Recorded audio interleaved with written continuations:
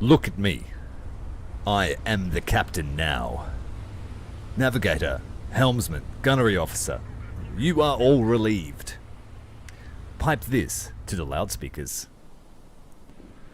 What happens when the most feared warship in the Kriegsmarine is given a second chance?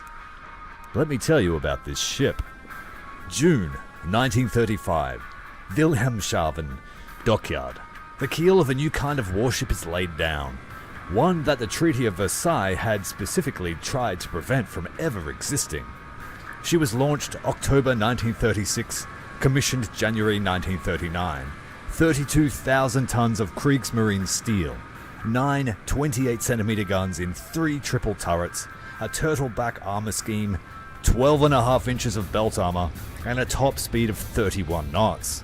Faster than anything she couldn't kill, and armored against anything that could stop her. Her name was Scharnhorst.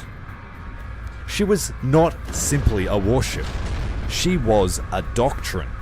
The Kriegsmarine had no interest in fighting the Royal Navy fleet to fleet, and if we're honest, they had no ability. They had seen what that kind of fight produced in 1918. No, the doctrine was different this time. Disrupt, raid, destroy commerce, strangle the Atlantic lifeline. And for that, they needed speed. And alongside her sister ship Gneisenau, the Scharnhorst had exactly that. Together, they were known simply as the Twins. 2 warships that the Royal Navy could not ignore, and for a time, could not catch.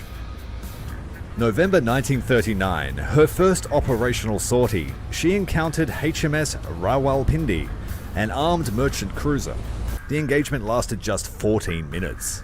It was June 8, 1940, that the Scharnhorst wrote her name permanently into naval history. HMS Glorious, an aircraft carrier escorted by 2 destroyers. The Scharnhorst opened fire at a range that seemed to be tactically absurd, 24.2 kilometers. The shell struck, the carrier was fatally hit, and to this day, it remains one of the longest range gunfire hits ever recorded in naval warfare history. Not a lucky shot, precision at range. That is what the Scharnhorst was built for. January 1941, at Operation Berlin, the Scharnhorst and Gneisenau, the twins, unleashed into the North Atlantic together. Over the course of 2 months, they hunted, they raided, and they swept through convoy lanes that the Royal Navy scrambled desperately to protect. And when it was over, the ledger read as follows: 22 ships, 115,000 gross registered tons sunk or captured. The Atlantic was starting to bleed. February 1942, the Scharnhorst had been bottled up in Brest, a French Atlantic port under constant RAF bombing, and the decision was made. She would run. Not at night, not in secret, in broad daylight. Through the English Channel, past the guns of the southern England, through the full gaze of the Royal Navy. Operation Cerberus, the Scharnhorst, Gneisenau, and Prince Eugen running at full speed through the Strait of Dover. The British response was, to put it charitably, catastrophic. Torpedo planes attacked, destroyers intercepted, motor torpedo boats were thrown into the breach, and the Scharnhorst walked through all of it. She didn't sneak through, she walked through, in front of the entire world, and the Royal Navy could do nothing to stop her. It was the single most embarrassing naval failure the British had suffered since the Dutch raid on the Medway in 1667. And then came December 26, 1943. The North Cape, Arctic waters, the Barents Sea, winter. The Scharnhorst was sent to intercept convoy JW55B. But it was a trap. The British knew she was coming, and Admiral Fraser deployed the King George V class battleship Duke of York. She fought, she maneuvered, she tried to use her speed, the thing that had saved her many times before. But she had been hit, her speed was failing, and in the Arctic darkness, the destroyers closed in. This is Battleship Command. Published by MicroProse, it will soon enter into early access on June the 2nd. It's a first-person naval command simulator, 32,000 tons, 9 28cm guns, and 31 knots. This ship, one of the most iconic ever to be built, still sitting in the shadow of the Bismarck, but having a legend of its own. This ship has a bridge, she has guns, she has her speed. History already wrote one ending to this ship.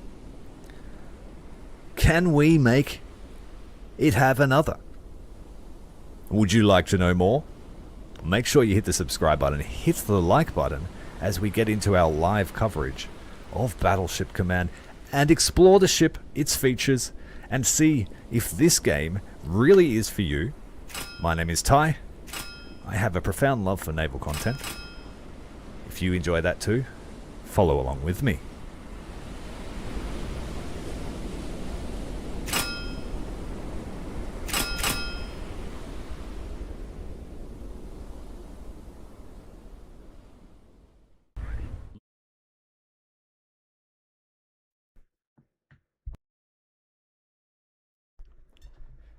Hello everyone, welcome to exclusive coverage of Battleship Command.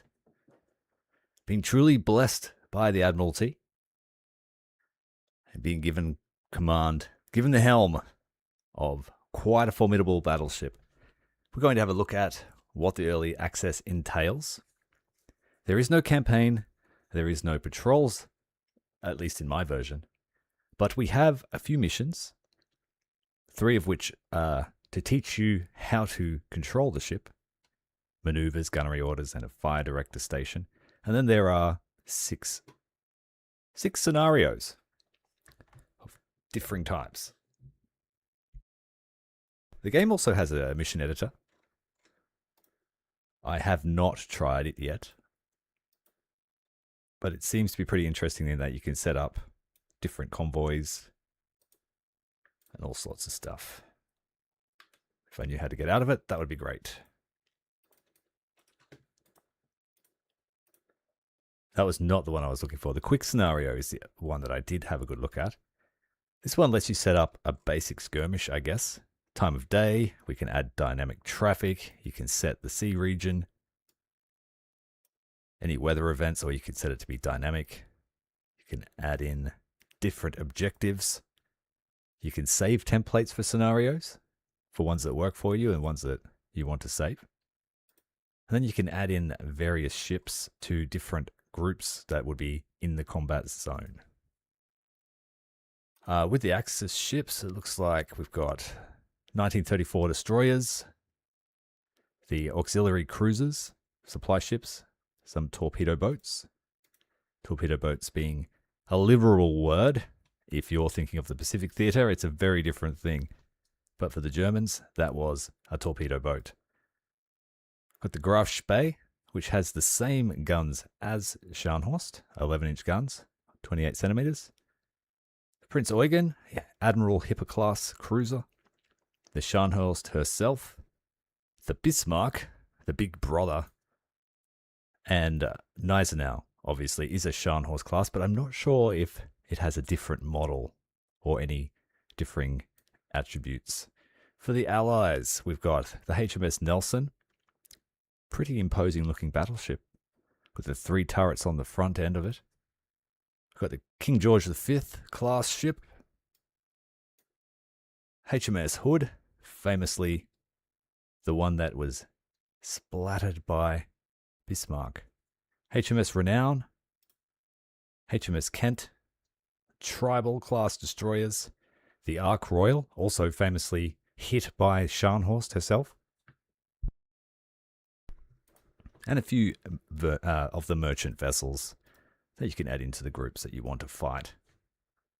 But tonight, we're going to go on our first sortie, Operation Nordmark. One of the things that I've noticed with my version at least is there's no audio settings. So, it's obscenely loud, and I've tried to balance the audio. So for you guys that are watching it live, please let me know if it's too loud or you can't hear me once we get in the ship, because we've got lots of ambient noise. including ship noises when you're inside one of the stations. Right, so we're doing Operation Nordmark. Commander, Operation Nordmark is about to launch. Command your task force to the North Sea and engage merchant shipping between Great Britain and Norway. Reconnaissance shows a good patrol area to start searching for merchants. It is marked as a patrol area on the map. The goal is to sink 20,000 tons of shipping and return back to Wilhelmshaven. I think I'm pronouncing that right. If I'm butchering it, I'm sorry.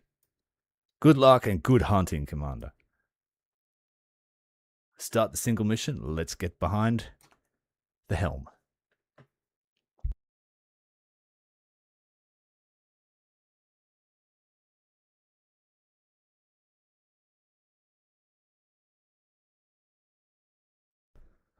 Here we are. Early in the morning, 7:15. And it looks like the weather is going to be a good shooting day.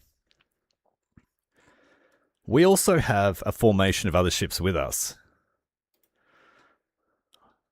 We have an Admiral Hipper. We have another Scharnhorst, so I'm assuming that's the sister Gneisenau, and a couple of torpedo boats as escorts. And we have to head to the patrol zone. So we'll set up a waypoint system here.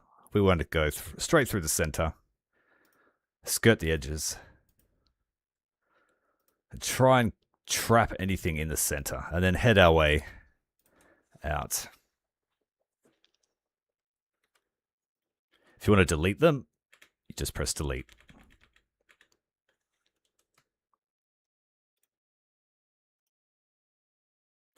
I don't like that patrol path at all, actually. I'm going to try a different one.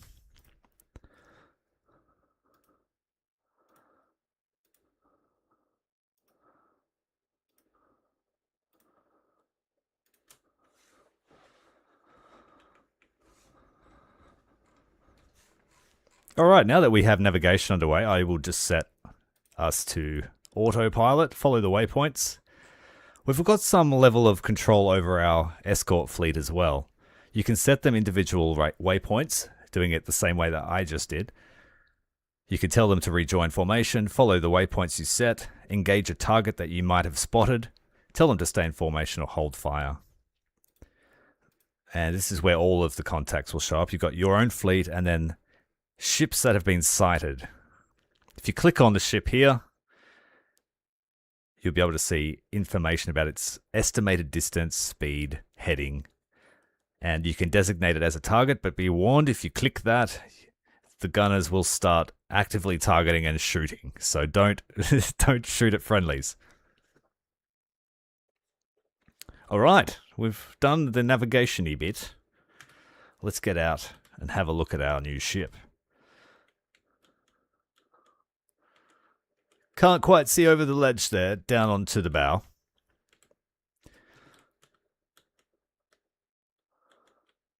We've got a few different things that we can control. Where is it?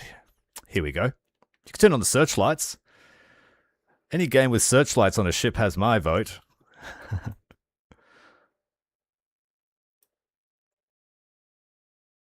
And anywhere the captain looks, the searchlights will follow.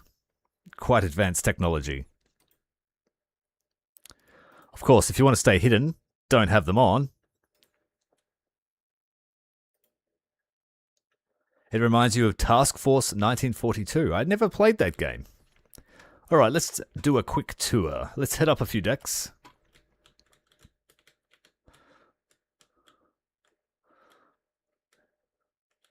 We see better. Or once the sun comes up, we'll see much better. And can you guys hear me clearly? Like I said, this game has no audio controls in my build, so I don't want you to be deafened. Oh, there we go. Hello, sister.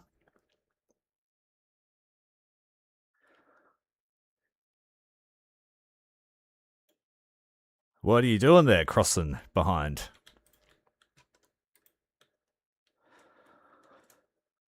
Now, as far as I can tell, you can't go inside the ship. You can only prowl the decks. We have a scout plane aboard that we can send out. The Arado. And interestingly, you actually have to recover it properly, which is cool. So you can call it back to the ship and it will land, but you have to stop and wait for it, and it will power itself over and the crane will pick it up and load it on board. Pretty cool. But we have some time until we arrive at the patrol zone, so perhaps we should give an order to depart. We're not moving at all yet. So you come down to the telegraph. We went flank ahead. We're steaming into battle. Now it takes some time for this girl to get moving. It actually takes a couple of minutes.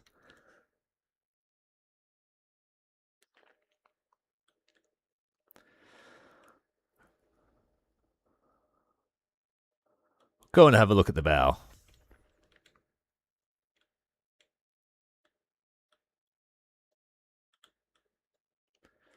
Also, if you do decide to play it, I highly recommend turning the walk speed up. I think they need to add like a sprint function, because the old captain must have a wooden leg. He walks pretty slow to be standard.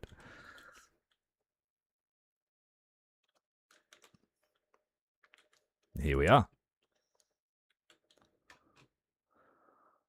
Warming up the boilers.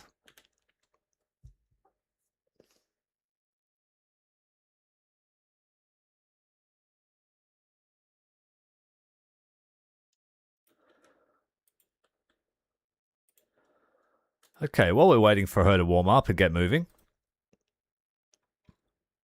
here is the ship. Got our fuel oil, propulsion systems.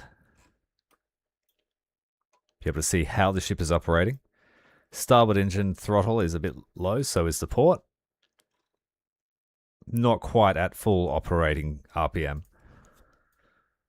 The guns, damage control. Damage control systems are not yet fully implemented, so we won't see much being able to repair it, as far as my notes told me. We've got pump teams here. See where the hull is divided by all the bulkheads. Fire control teams. And you can also peel the ship back and have a look at it how you wish. I do want to know whether this will show damage on it. I think that's the intention. But we have enough fuel oil to last us a good while. Now, this is the fire director. Can't see much at the moment. But we're not expecting any contacts. Let's have a look around here and see if we can see our friends.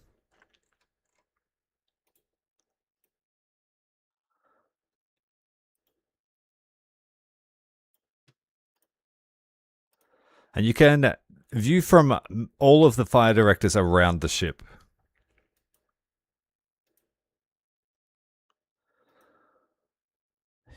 Fore, top, and aft, and then you've got the auxiliaries on the fore, top, and aft as well.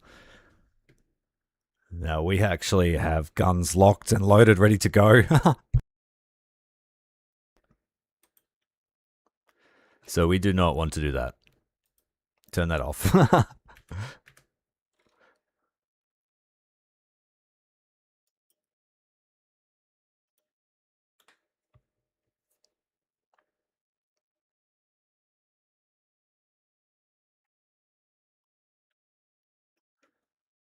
And this is the anti-aircraft fire director. I haven't had a chance to practice with this one yet, so if we see any inbounds, it might be dicey.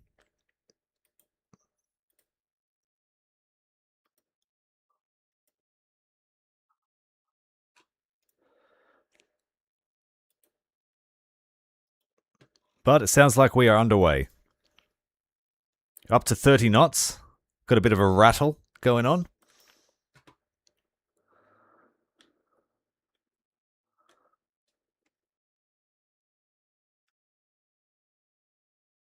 When's the pew pew? Well, We might do a test fire, hey? The guns are already laid.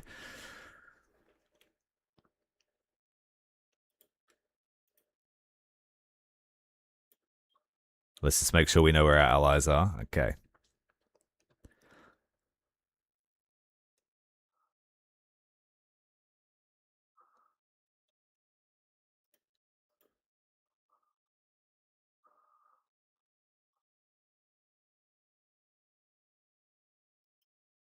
We'll use HE.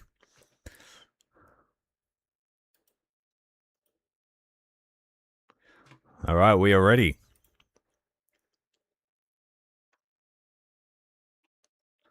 Sister ships crossing behind us and get into formation. We'll fire out to 10 kilometers.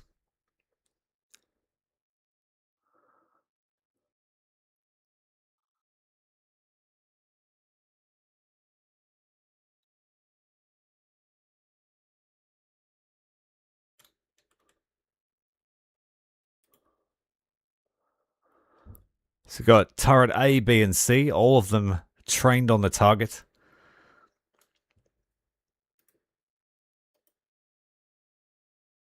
I'm going to turn off the rear turret. And we'll just fire A and B once they are loaded.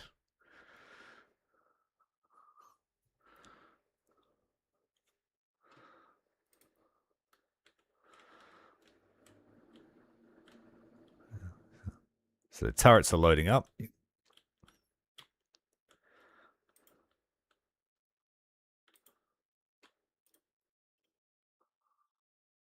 And we're ready to fire. Turret A.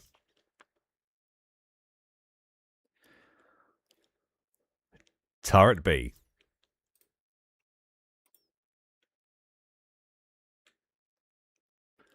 Don't mind the captain just got blown away by the pressure wave.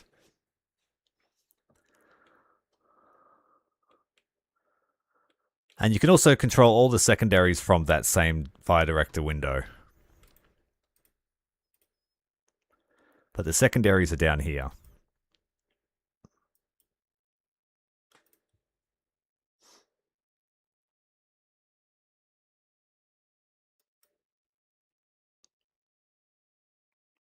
Starboard guns 1 and 2, 3 and 4. Now you can fire these sequentially, I think.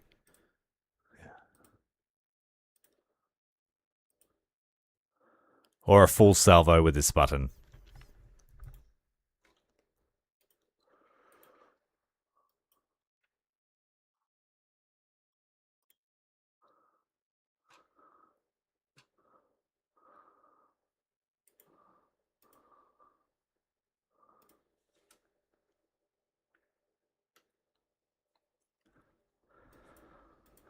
There's no torpedo station. This particular ship doesn't have torpedoes fitted to it. But I'm assuming it will at some stage. I haven't quite worked out the radio station.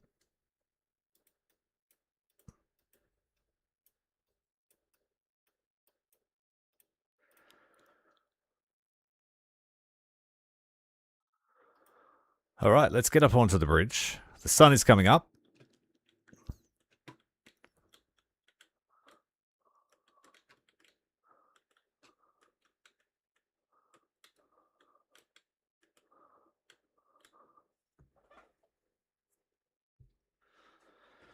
And then we'll just turn up the time compression. What time are we expected to get there?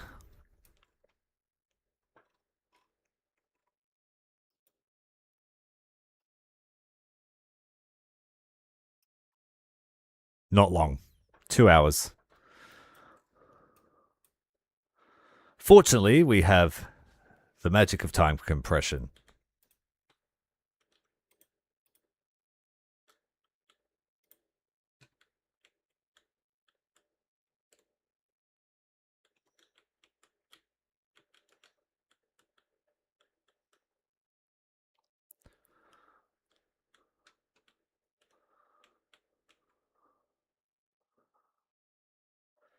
And once we get to the patrol zone, we will launch the reconnaissance aircraft and see if we can spot some targets. Can't use that station.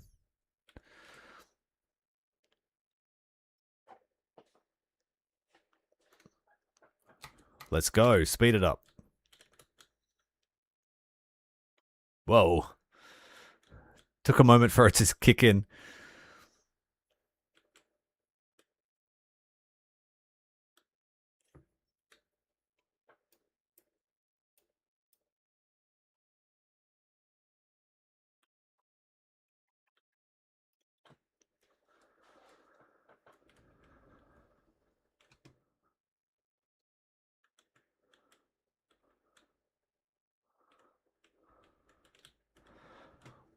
I have to get used to the layout of this ship.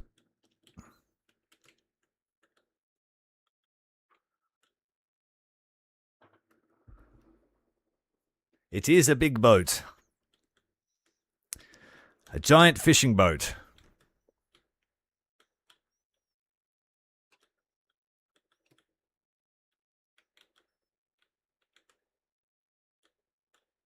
Hi.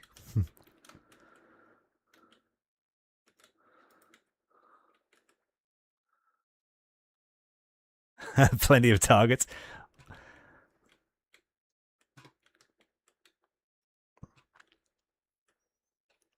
Never quit, Thomas. Never quit.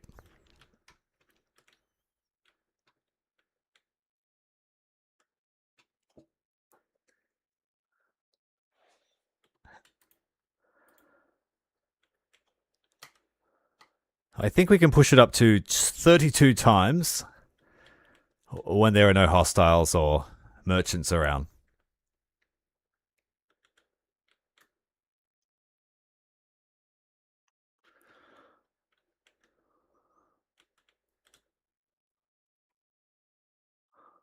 I do wish I could look through all the stations. I hope that's going to be a thing.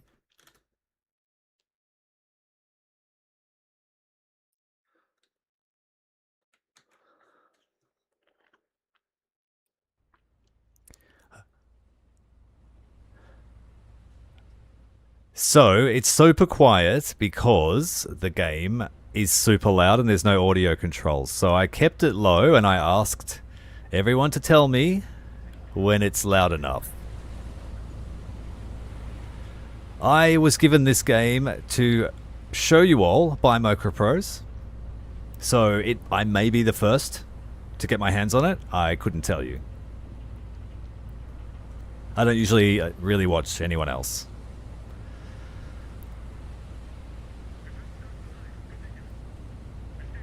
Yeah, so there's no in-game audio controls at the moment in my build.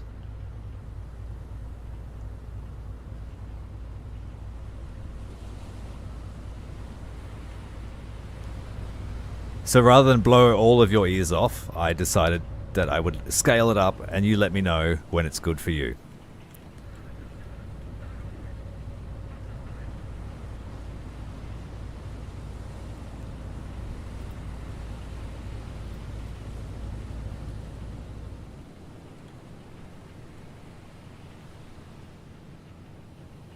Alright, nearly 8:50. We have an hour until we get to our destination.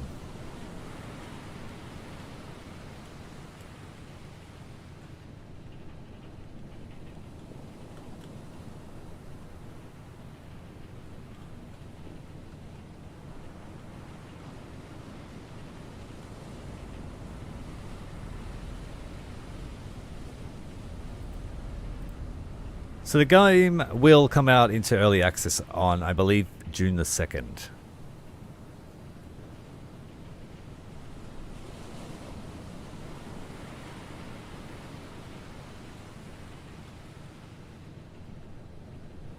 And since you probably didn't hear the gunshots, let's do it again. Another test fire before we get to our destination.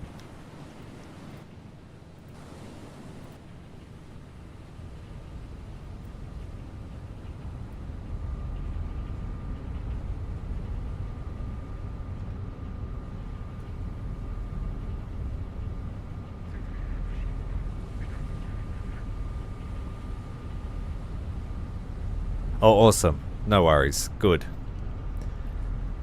It's super loud on my end. I actually feel like I'm in the engine room.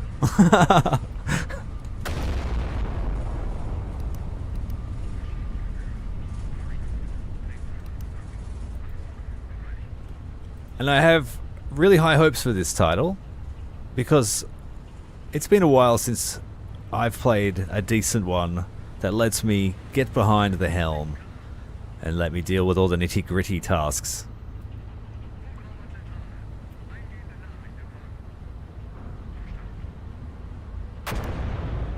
Secondaries fired. Rear turret.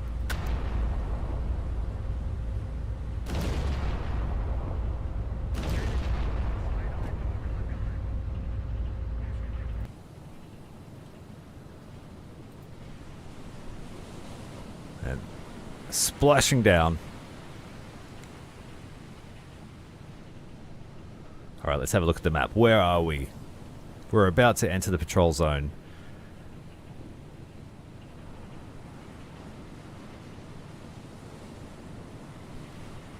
Maybe another hour, I think.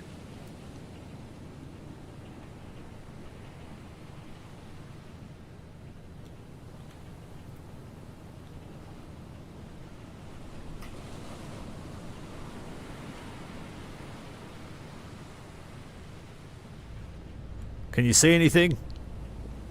Nod. Blink. Blink if you see something.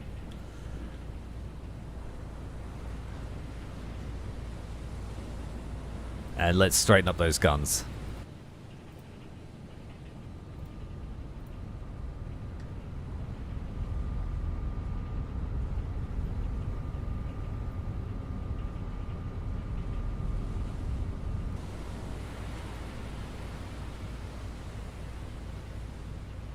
Yeah, that's what I feel like too. Yeah, he does as well. He's got his eye on me, this guy. He wants a promotion. Lucky your head doesn't turn further than 90 degrees. But in terms of exploring the ship, there isn't a whole lot that we can look at. I really just wanted to like pop a hatch and go looking.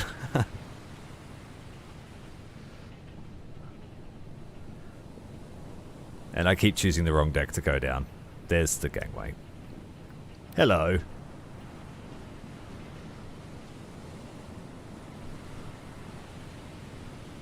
Beautiful heavy cruiser.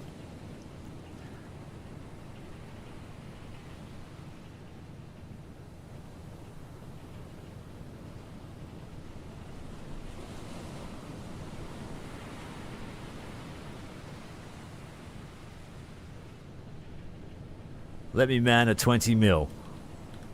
So we start hosing the ocean.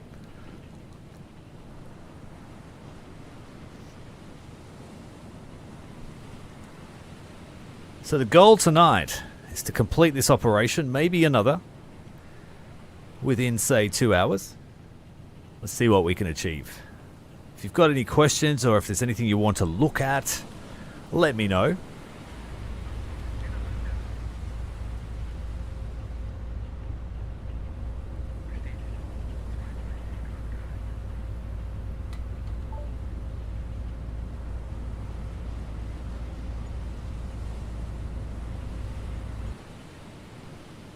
So in map view, you can go higher compression. That's cool. Good to know. 'Cause 32 is not a huge amount. We're about to enter the patrol zone. And then we're going to take a port turn about 45 degrees. Skirt the outskirts. Try and stop anything that might already be transiting. Then we'll head down the center. And then along the other side. With any luck, we'll be able to trap something. Now, I guess we could experiment with sending our escort fleet out to look as well. And see how much they can achieve on their own. Is that even possible? Let's find out. Let's send one torpedo boat the opposite way. and meet us at the other end.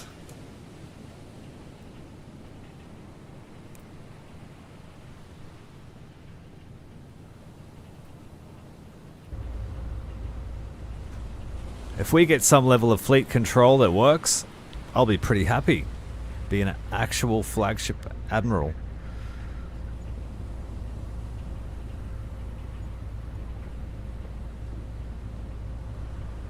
And he's off. Good luck. Yell if you need anything. I mean, ideally we could send the other Scharnhorst and a destroyer escort themselves. That would be the most efficient way to do this. But for our first sortie, we will largely stick together, I think, just to keep it safe.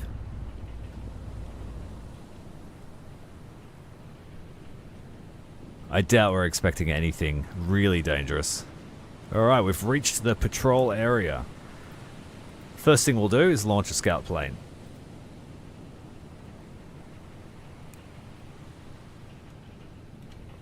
Let's go down there and watch it.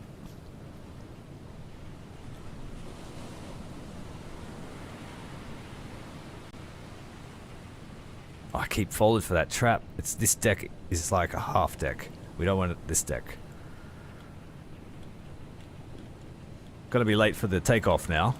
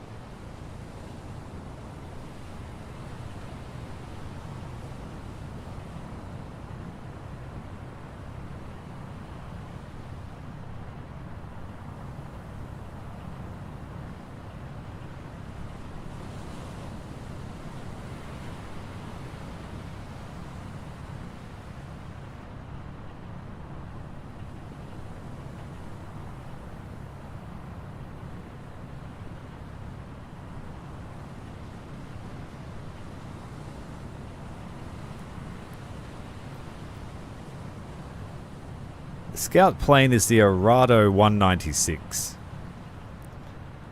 It's armed with 20mm cannons, so it's got pretty formidable armament for what is essentially just a reconnaissance plane. Pretty well-renowned aircraft. Yeah, we're on our way now to look for some merchants to shoot up. And speaking of the sister ship, yes, she's in the game. There's us, and she's with us now. Let's find her. That's not her. I'm still getting familiar with the deck layout. I've played a lot of the Scharnhorst, just never walked her decks.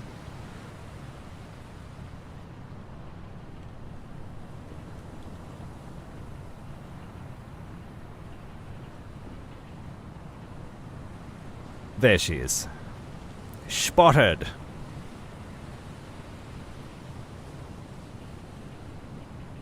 The twins are working together, and we've got Prince Eugen there as well, the Admiral Hipper class.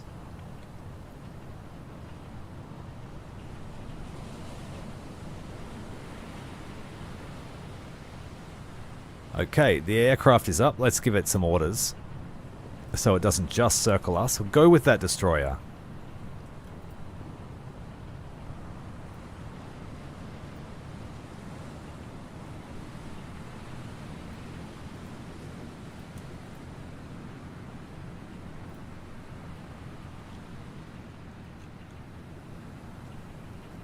Lost sight of the aircraft.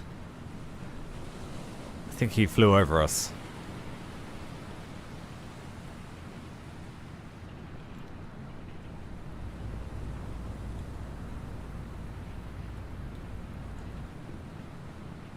Alright, so we are going to take a port turn to 45 degrees very shortly.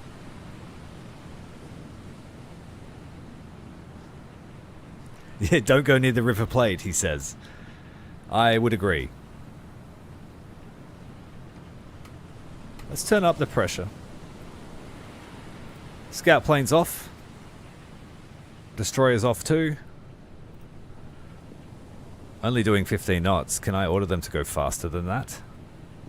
We can also order torpedo boats to launch torpedo attacks.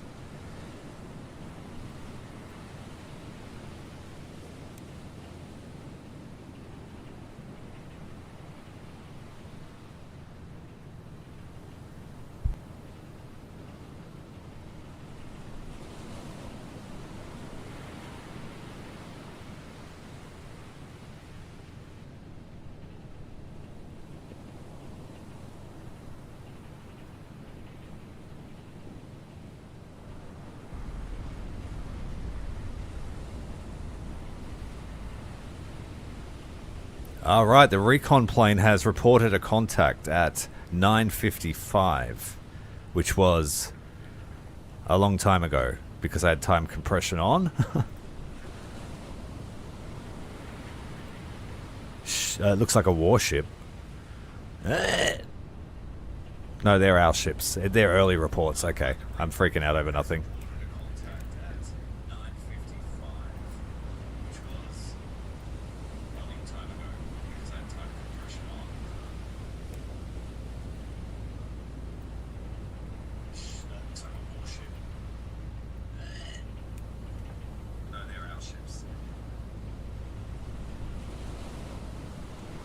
Okay, all good. The scout plane won't be long.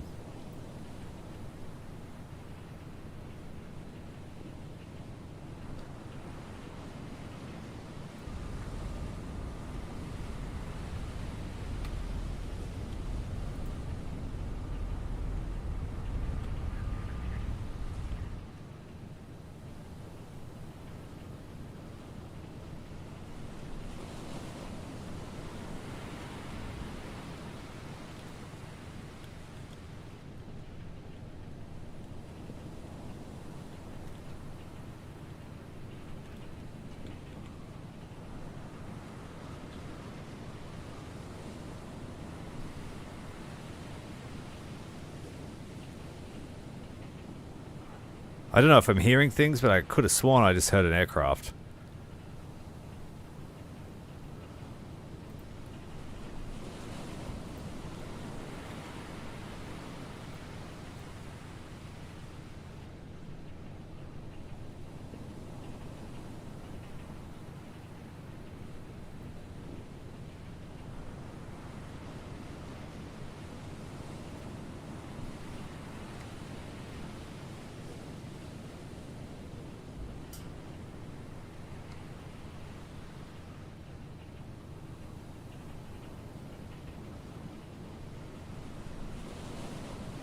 Let's check the port side too.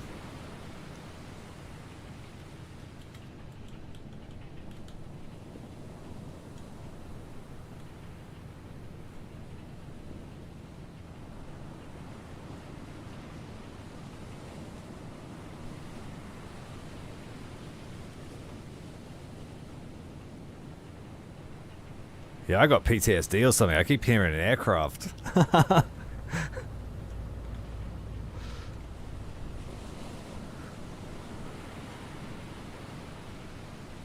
Oh, the game didn't like that.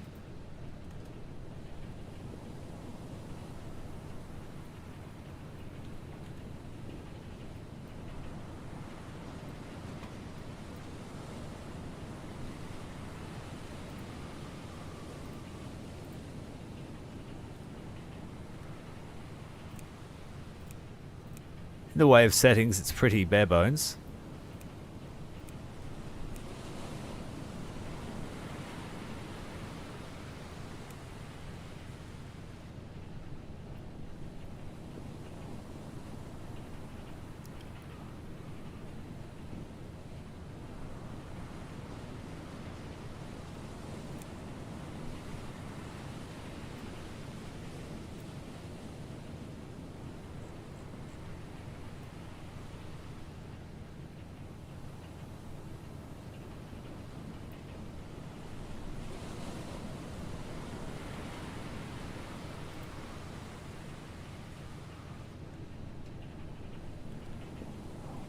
Well, there's a lot of hurrying up and waiting. We just have to be there when they transit. I'm not sure what our detection range is, or how skilled the crew is, whether that takes or makes any effect, I'm not sure yet.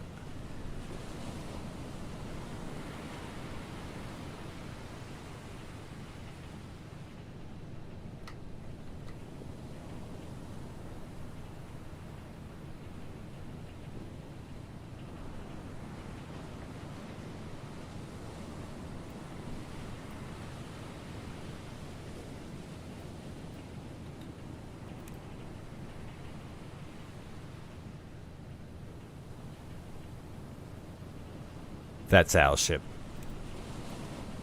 Headed north. It's a destroyer. Can't see the flag, but yeah, that's our ship.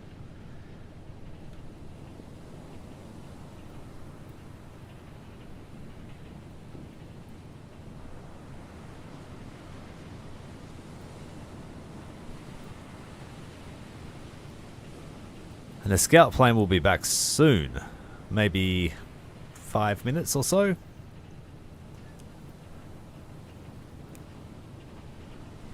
20% of its fuel.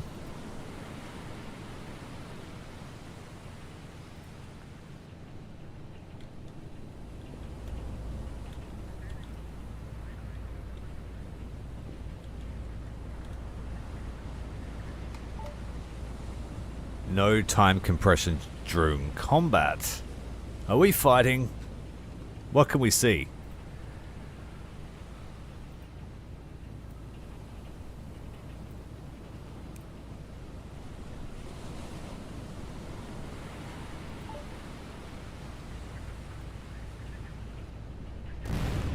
What the?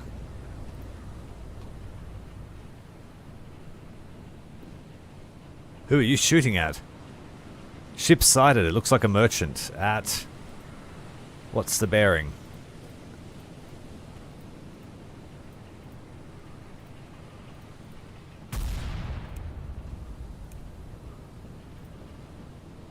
"15 degrees. Port, always being surrounded."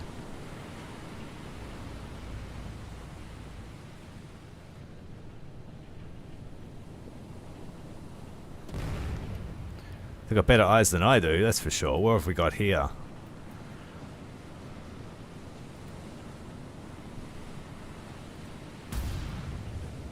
Looks like they're headed in this direction.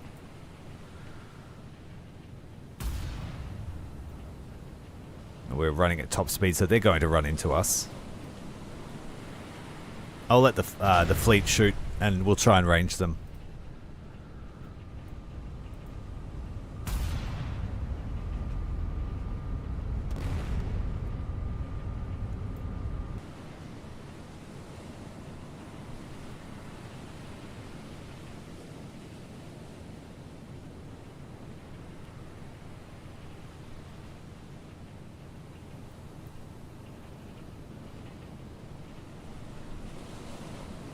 Formation is a 260.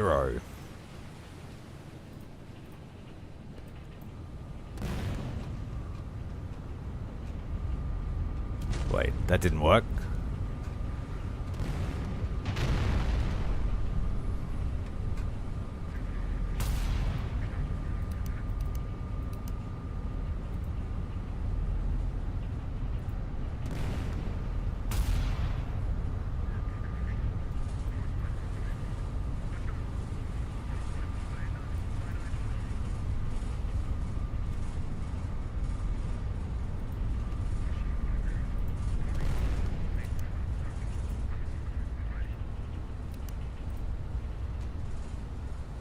I can't see them. I see splashes. I see funnel smoke. But I cannot make the ship out in any way, shape or form.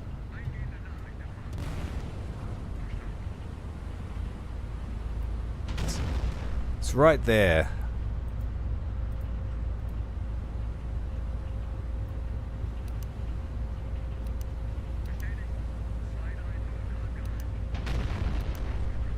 Yeah, I don't think we're making any 20-kilometer shots.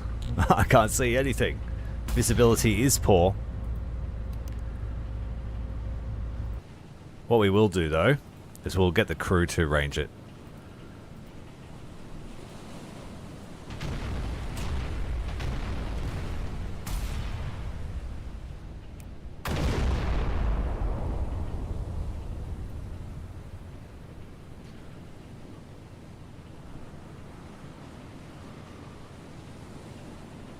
The handheld binoculars aren't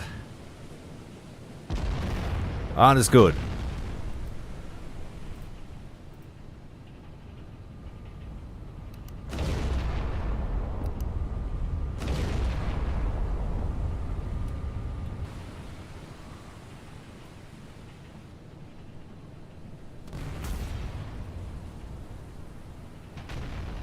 They're at max range, like 25 kilometers. That's why we can barely see them. We don't need to shoot. Hold fire. We're not going for any records.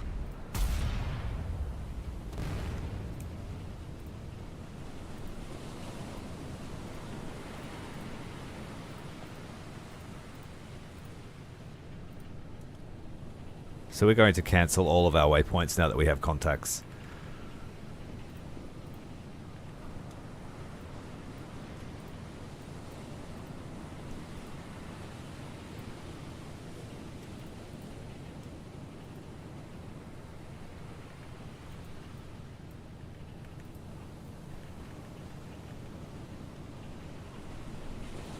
And I'm also going to call the scout plane back, but it's going to be risky because we have to stop. Looks like one of the ships might be damaged, or it's just being confirmed as hostile. It's a warship. So Paula and Anton are warships. So yeah, we do want to fight them.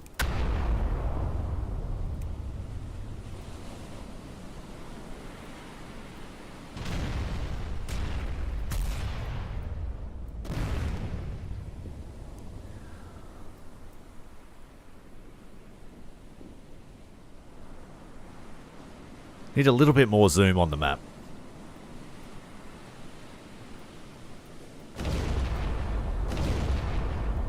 They're running straight into our path. Let's straighten it up.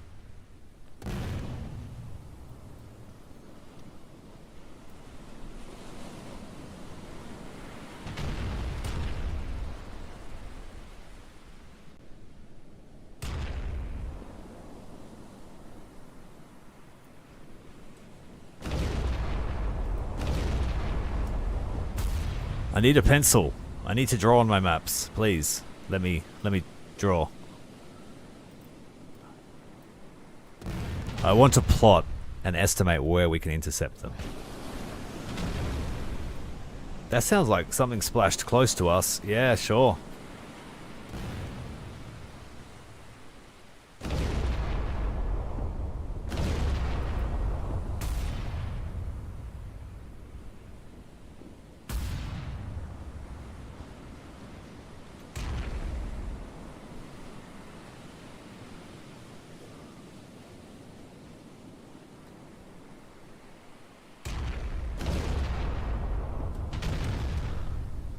Alright, so they are engaged with a destroyer.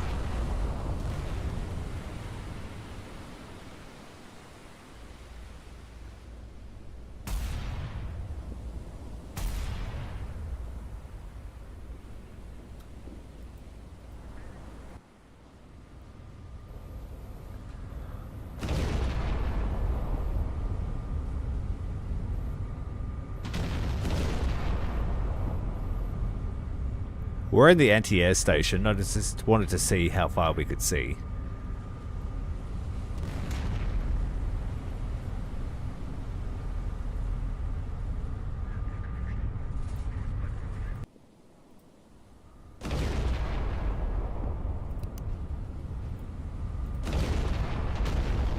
Okay, so I can make out the silhouette of the destroyer now against the splashes.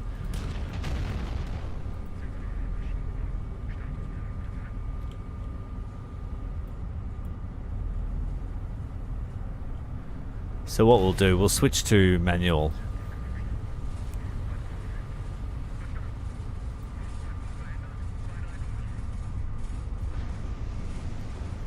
Alright, we've got a target locked.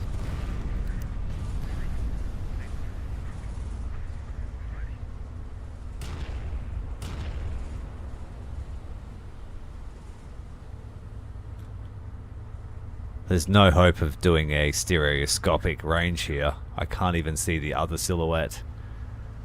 I don't think there's any light filters. We just got to make do.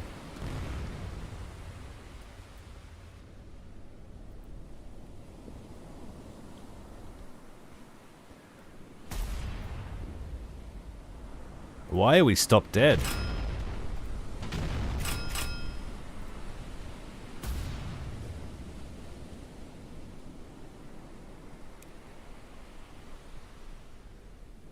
That's a death sentence for us if we get caught by a destroyer.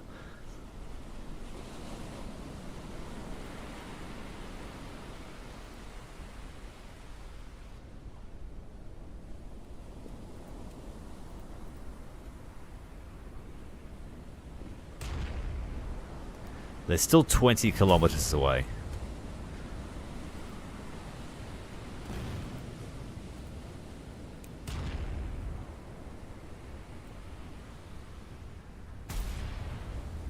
And this destroyer is charging ahead. And our whole escort fleet is engaging with them.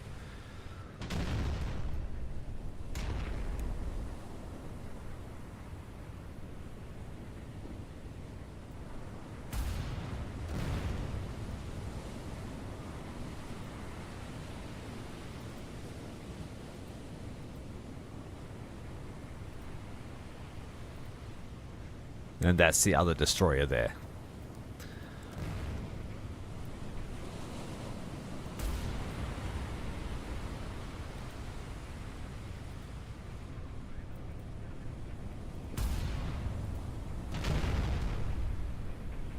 Okay, so you can see what they're attacking if you select the ship.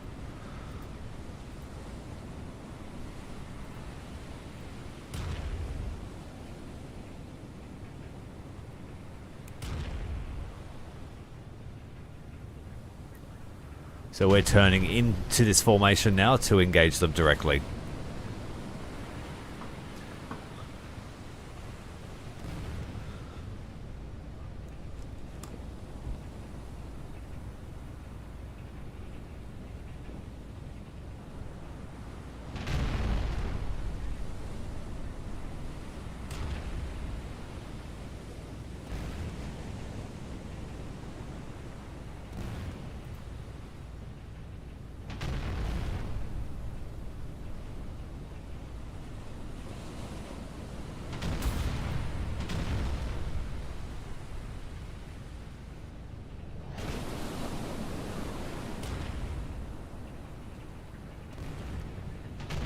That was a splash nearby, I think.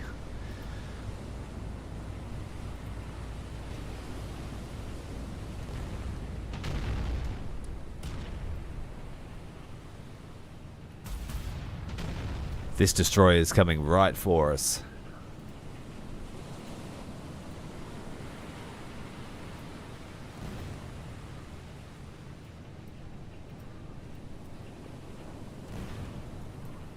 I'll redirect the scout plane over these merchant ships. Have a good look at them.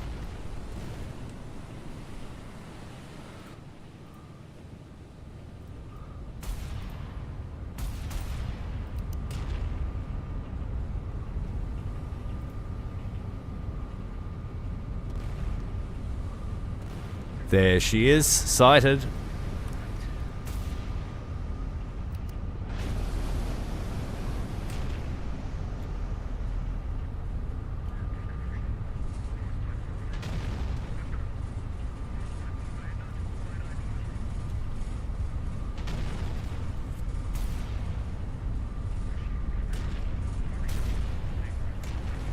So there's two little ghost images here. I don't know how well that's showing up on YouTube. Hopefully we're playing at a high enough resolution for you to see it. But now I've lined his flags up as best as that I can see. And we're thinking 14 kilometers, but closing. Okay, the next thing we need to do. So we have to estimate his heading.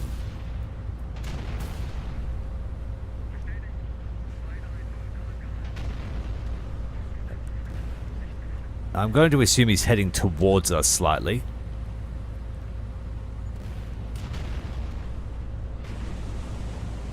Okay, the next thing we need is his speed.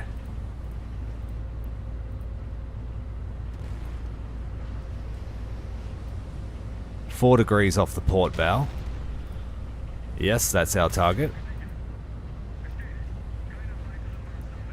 He's moving at roughly 15 knots. Well, he's taken a hit.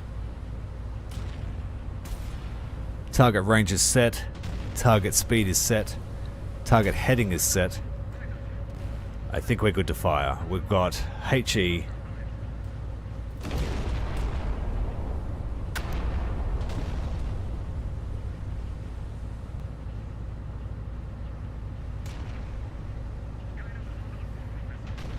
We're slightly off with the ghost image now.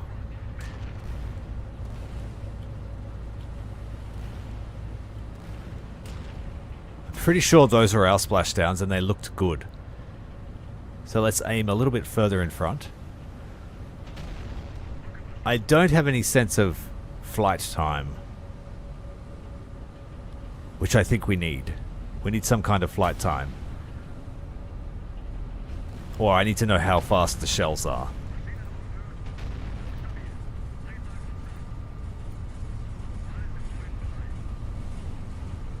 Let's go for another shot. A turret, B turret.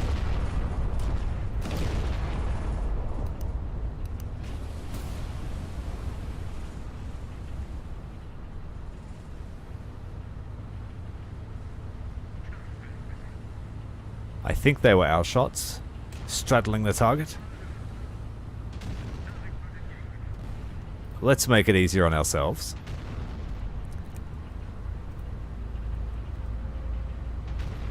Just for now, hold fire so we can tell what we're shooting at.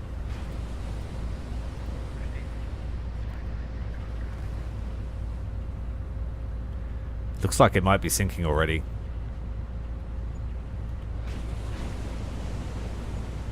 He's turning towards us. Or we're crossing.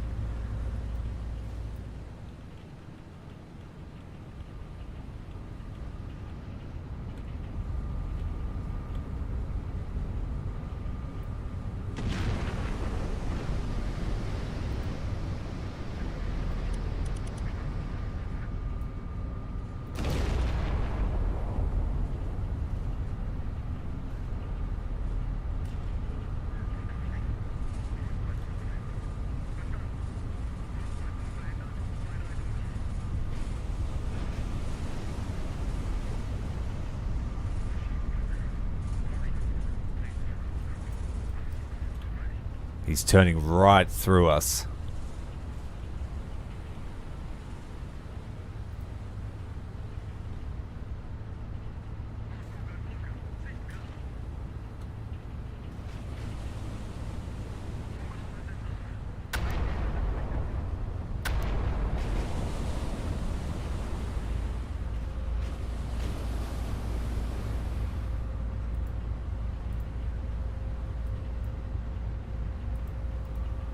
Not bad, not bad. Another one like that'll be good.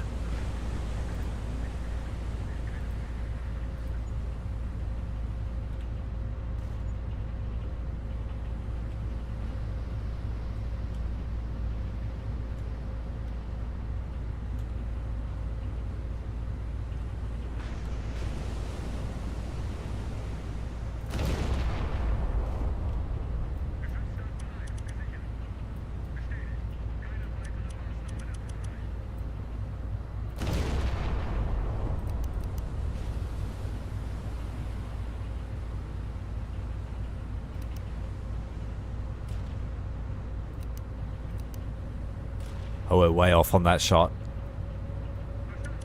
He's going a lot slower than I thought.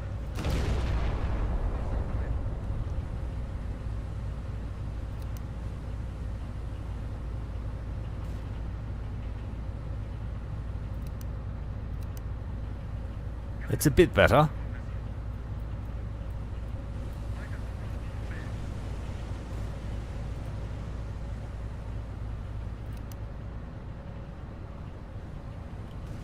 But at 10 kilometers, it's pretty clear.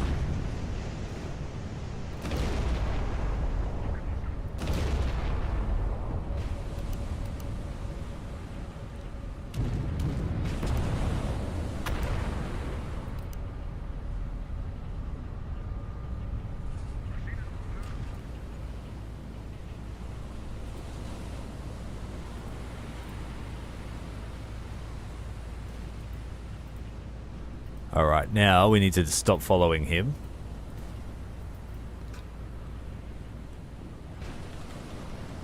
Gonna turn away 10 degrees starboard, slow down a bit.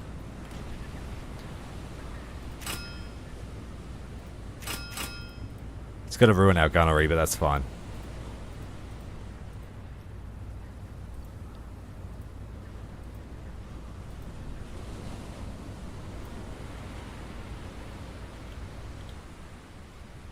Because we're going to lose them otherwise. They're making a run for it.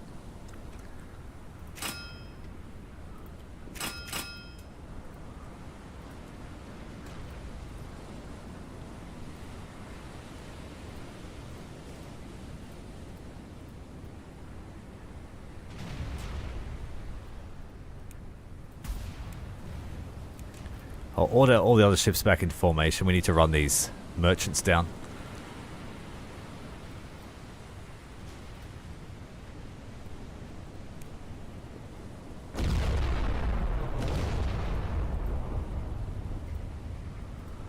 So there is a merchant about to cross our bow.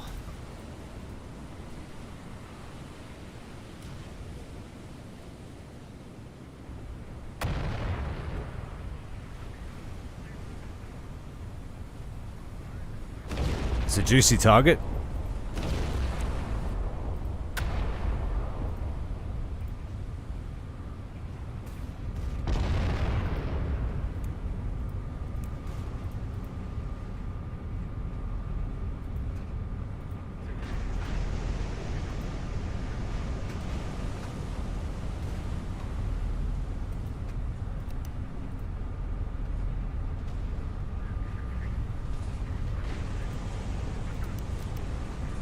Yeah, that's a bit of a problem. He's our priority target.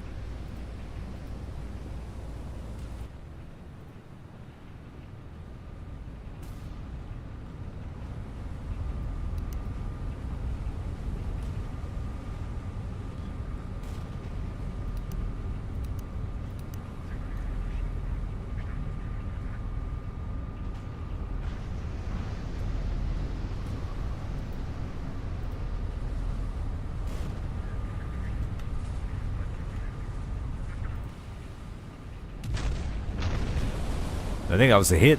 We just got hit. Here, I think it bounced off the turret. It did. Better start shooting back.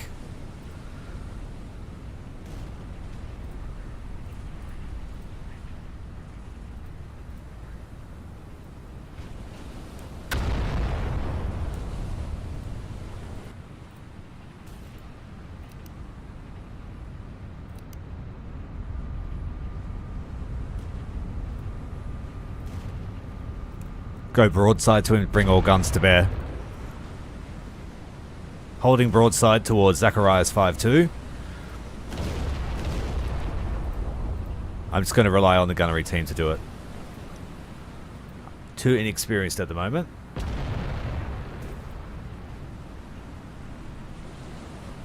She's pretty close.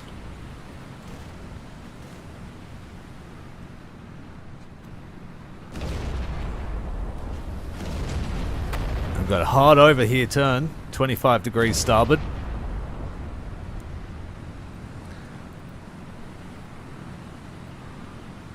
That should bring the other turret around ready for action.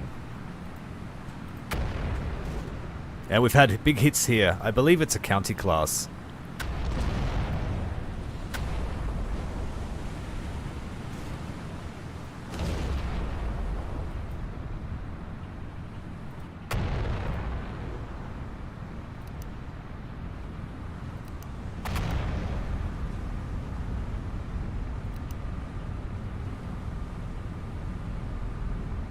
Alright, we are full broadside to the target. Nose to nose. No effort required in the gunnery. This kind of bearing.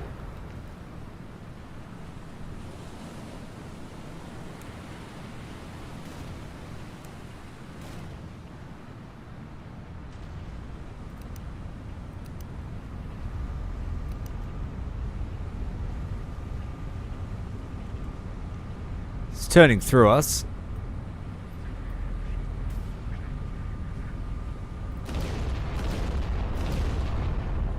Switch to AP. A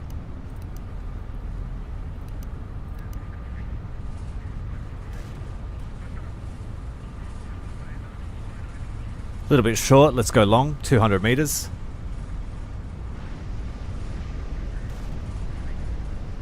We've lost turret A and B, they're reloading to AP, I believe.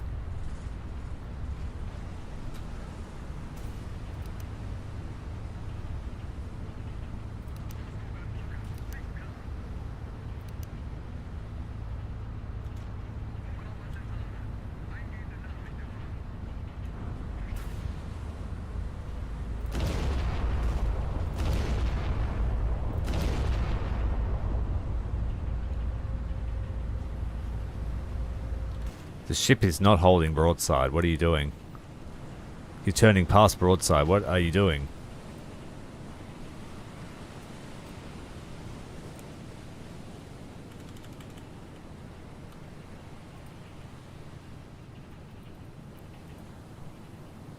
Have we got a locked rudder?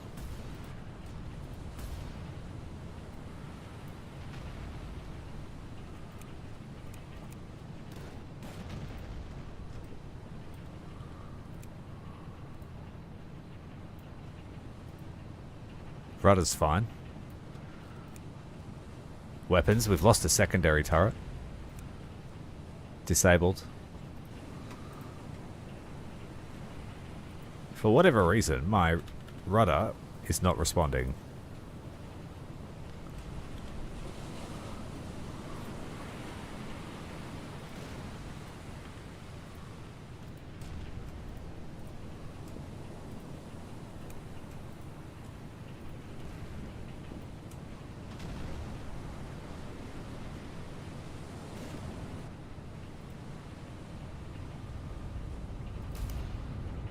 Yeah, we just stopped and we kept turning through the broadside. Not sure why that happened. Still not responding to rudder controls.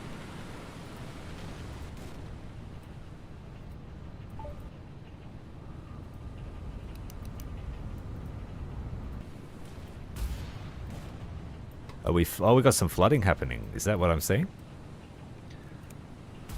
Yeah, we are. Got some flooding. Damaged parts.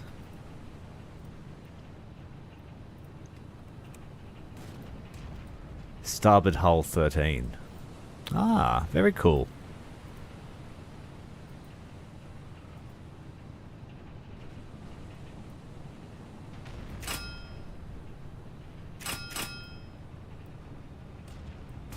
So the pump team is working at the moment, as far as I can tell. No fires. We did lose a secondary turret. Looks like we've had some damage. And the rudder must have been hit. Whatever, it just does not want to respond. So, like, we've been Bismarcked already, have we?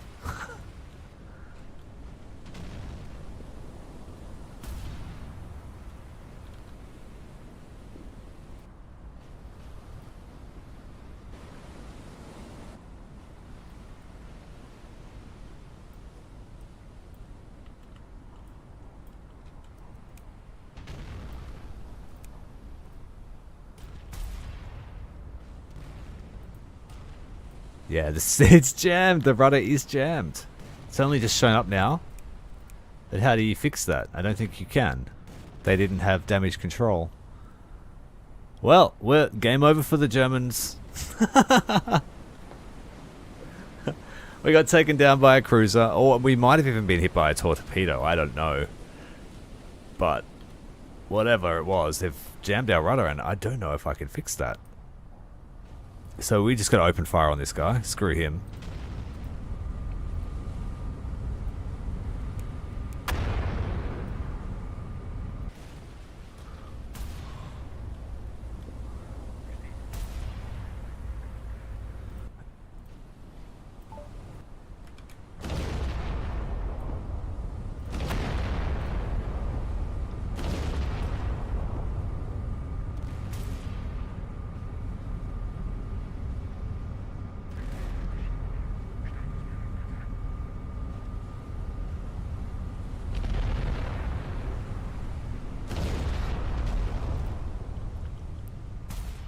Yeah, my notes said that one of the features that's missing in my version is damage control, so I don't know if we can even repair this.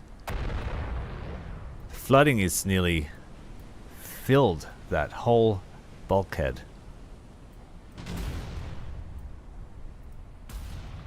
We didn't even get out the first sortie, and we're going to have to spend a year in the dry dock to fix it. Oh well.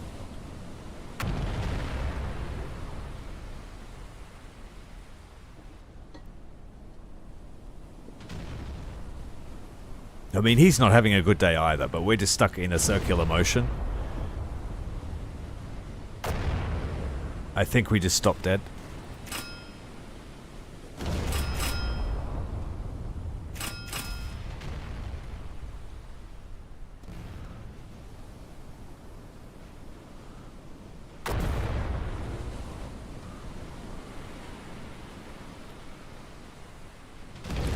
What we really need is some kind of crew call-out so that I know what's going on when I'm not being shot at, or when I'm looking at something else. Secondary's opening up.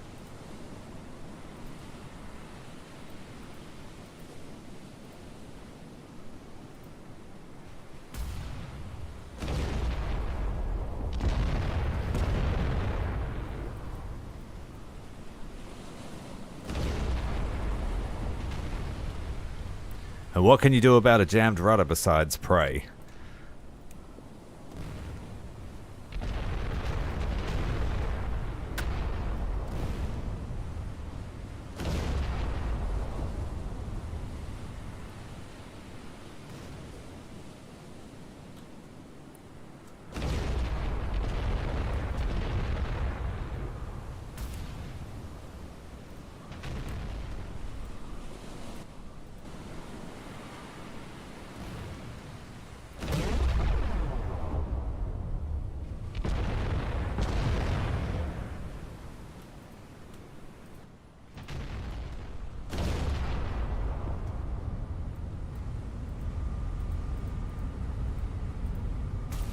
Yeah, no amount of fiddling with this was going to change my rudder situation.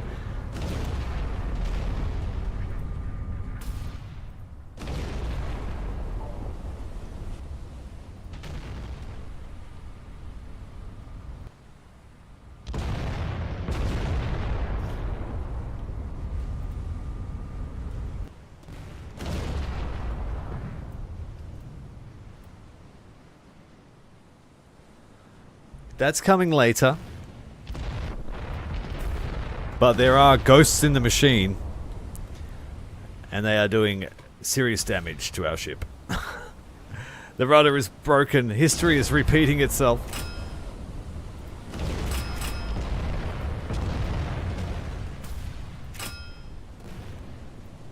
Speed doesn't matter when you can't turn.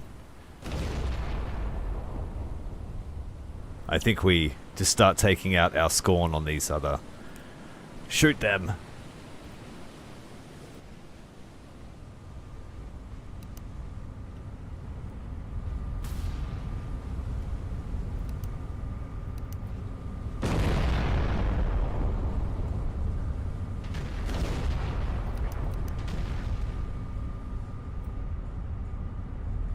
very short. Change the distance, guys.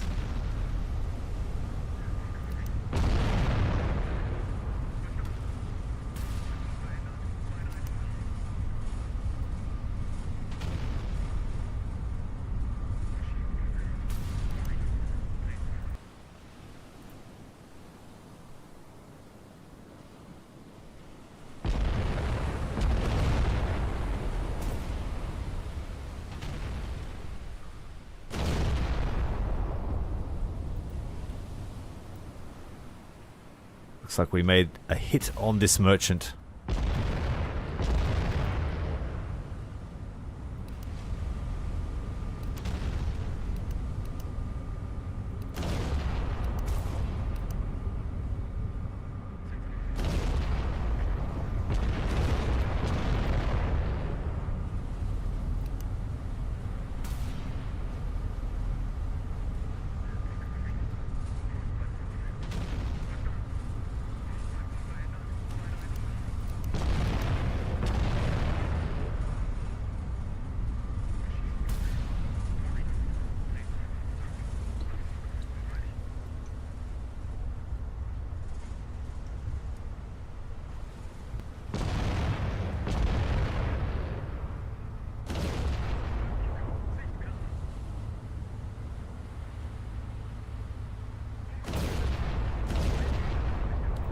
Well, our mission is as good as over, really.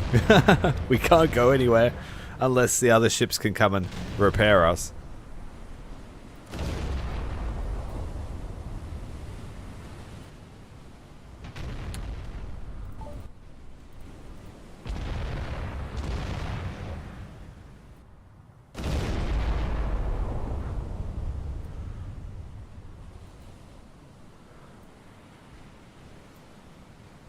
So we are still pumping that, but it won't. I don't think it matters as long as there's a hole there.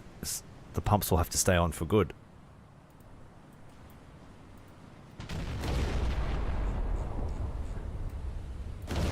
Pump team 1 is in the stern. Can we get another pump team in there?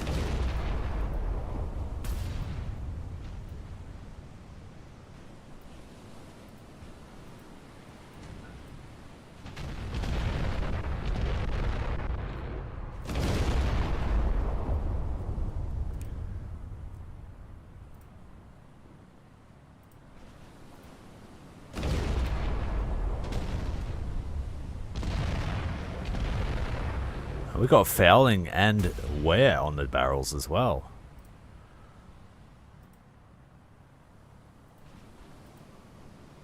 I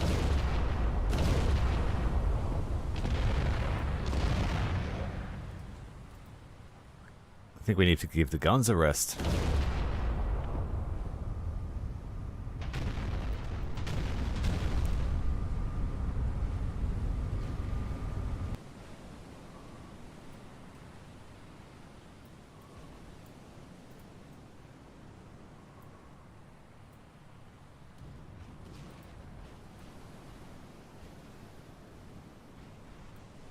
That's really interesting.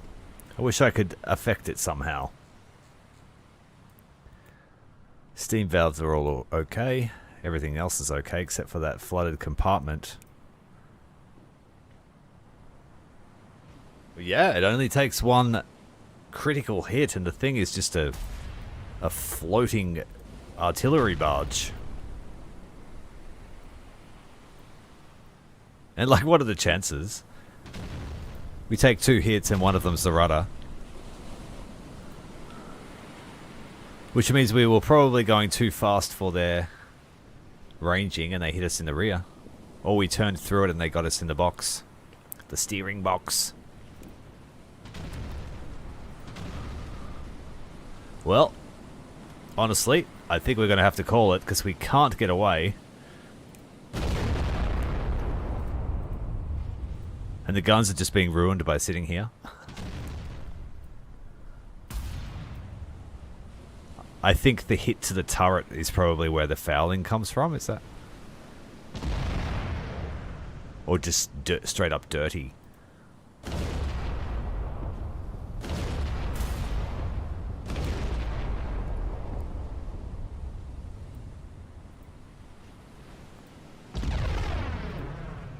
Secondary turrets don't seem to have that issue.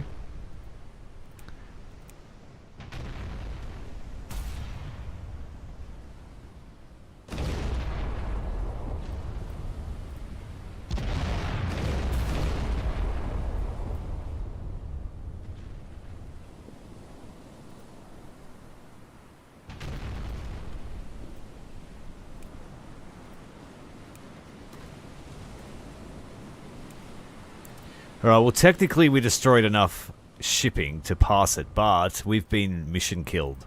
And so the British have already defeated us at sea before the end of our first sortie. One, I think it was a heavy cruiser. I could be wrong. But yeah, we're not making it home.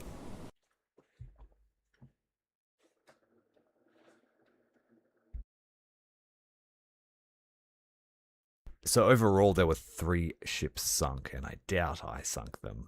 I doubt it. I really, really doubt that. It was a tribal, HMS Kent, and Ferris, the merchantman. Of all the shots fired, 16 hit, 4.2% accuracy, and that's not too bad at a 20 to 10 kilometer range. Secondary shells fired less accurate at 2%. That's the end of the first sortie. The invasion of Norway. A high-value British supply ship steaming for Gibraltar. A large convoy travelling north towards North Cape. Operation Juno. The Hipper has recently detached to return for Trondheim. A force consisting of Bismarck, Tirpitz, Scharnhorst, and Eugen attempting to break out into the Atlantic to hunt convoys.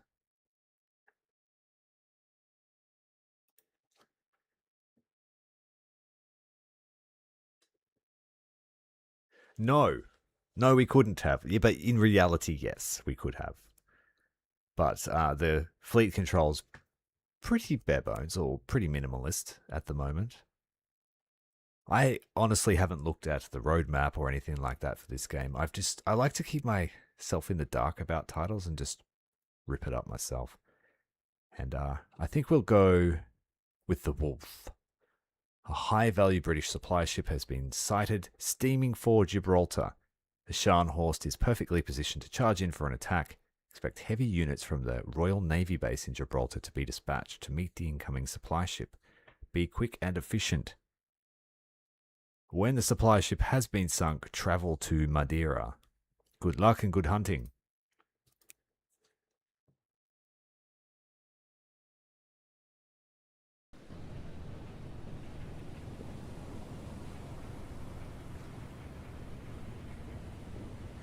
Hey Baseld, thanks for joining us. Alright, let's have a look at this one. So we are off the coast of Portugal.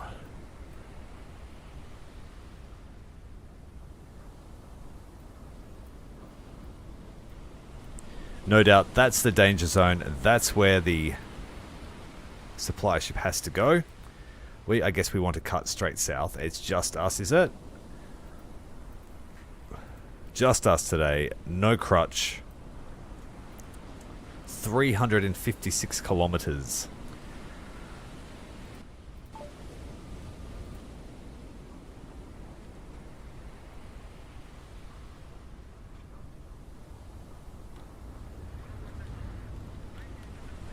$7 a.m. in the morning. Well, hello. This guy's everywhere you look, he's watching. He's like the Mona Lisa guy. Alright. Beautiful morning. No one else to cramp our style or our gunnery.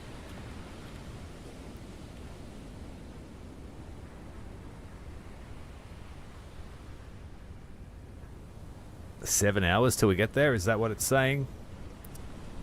What?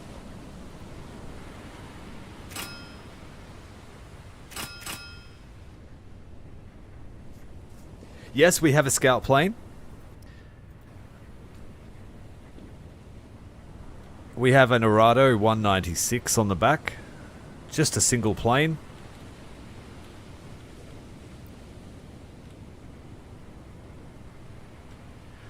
There's its wing right there. But I think 350 kilometers is a bit far, so we'll close the distance first and then send her out.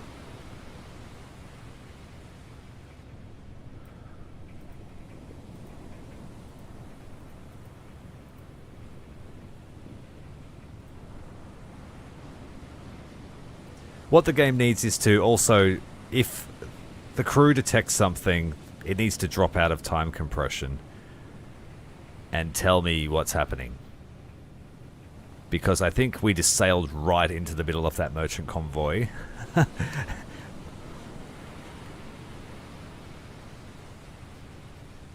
There is heaps of potential. I would love the ability to get inside the ship.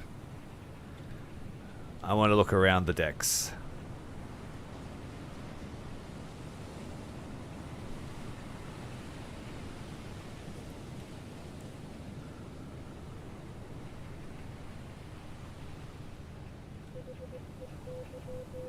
That sounds like we got some radio traffic.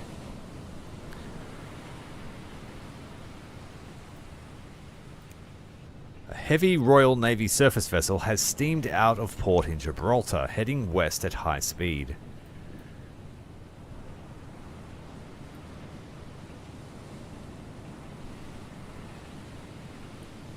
Okay. So, we don't have a lot of time on station if we head here.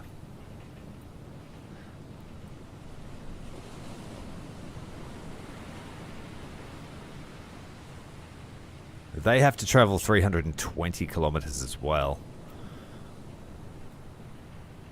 So it's basically a race. Three-way race. Their race is for survival. Their race is to protect their friend. And our race is to do something before the big boy turns up. Which will probably be a big boy.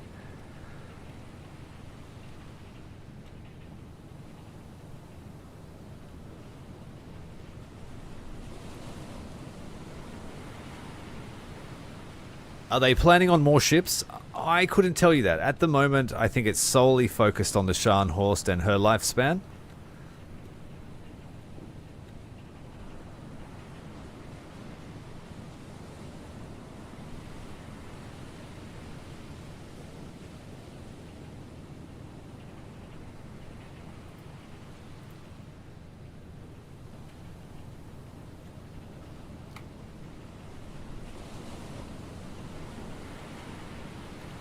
Let's go down to the bow. Let's do that Titanic thing. King of the world thing.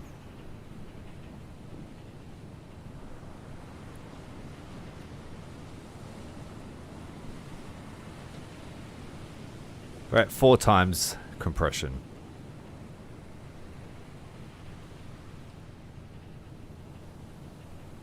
Hey, that's my pleasure. I've had a little bit of a break from War Thunder, but I still love it, simply because of these beauties.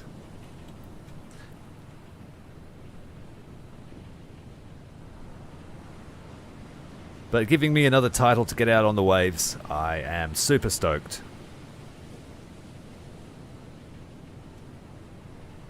And so I'll delve in and see what the plans for this game are and bring you some other content for it. This is really just a first taste. I remember when I first played U-Boat, and it was fairly bare bones too. And then over the years, U-Boat became one of my favorite naval sims / crew sims ever. I hope to see the same thing for this title. But I would also like to see us behind the helm of a British ship. Give me the Nelson. I'll be happy with the Nelson.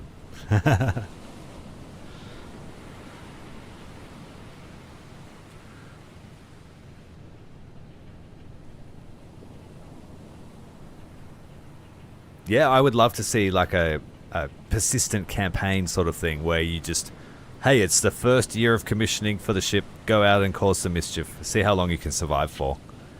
And then just, you know, a whole heap of procedural missions and some historic ones popped in there. U-boats very much like that. You can just sail around and find people.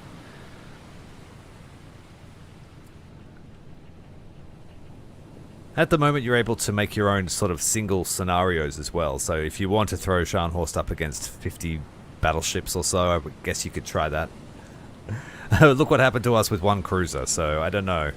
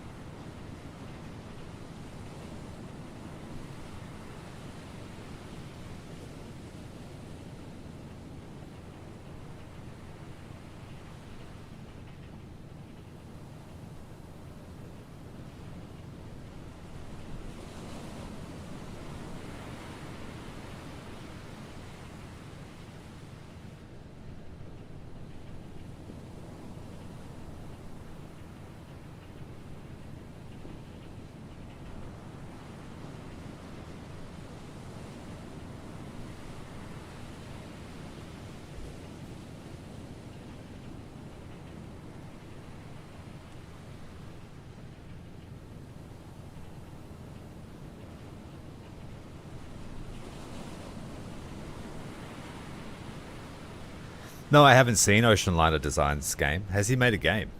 What a legend. Shit, what have I been doing with my life then?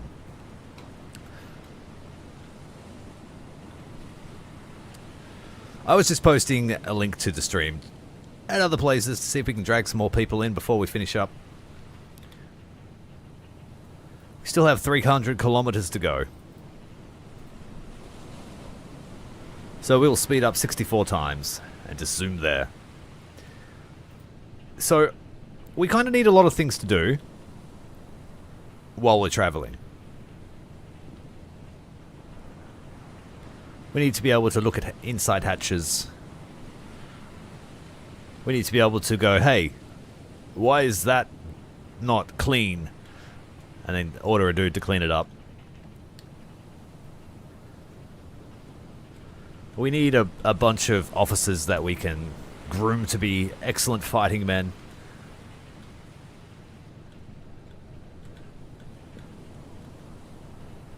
I might be wrong, but I think this is made by like one person, so I think he's got some work on his hands. He needs to enlist a crew.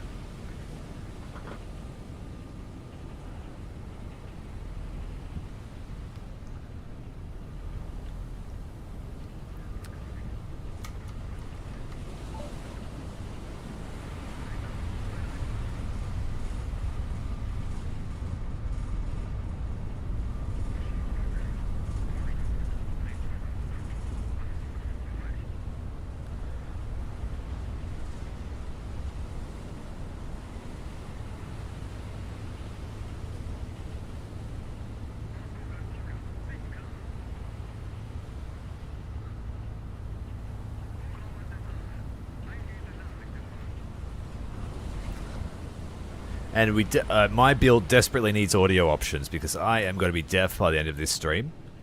It's ridiculously loud. But if I turn it down, you won't hear it. So...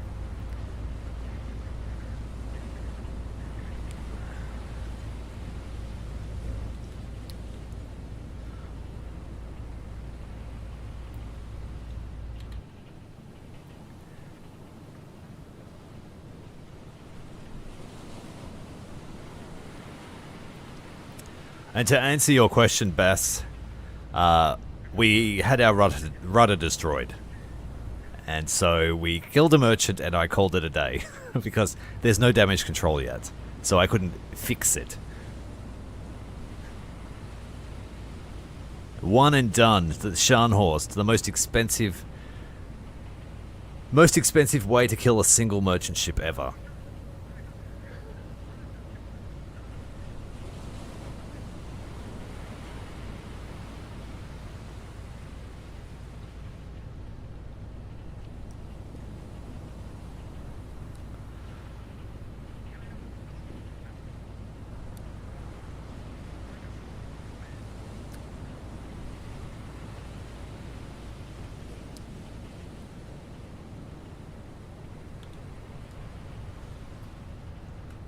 Yes, it was kind of ironic. It was a county class, I'm pretty sure. HMS Kent.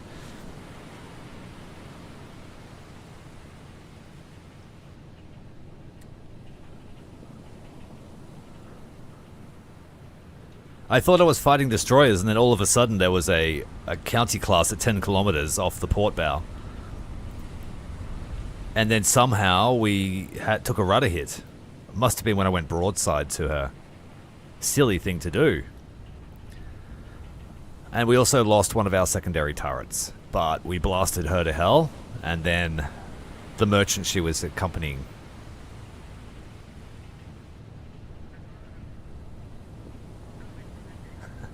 Yeah, and you will. Anything that's your size or smaller, the Scharnhorst has a great time against. At one point in history, it was just undefeatable. A whole team could shoot at it and nothing would happen. Because the best anyone had were like 8-inch guns. But like when the Scharnhorst first came out.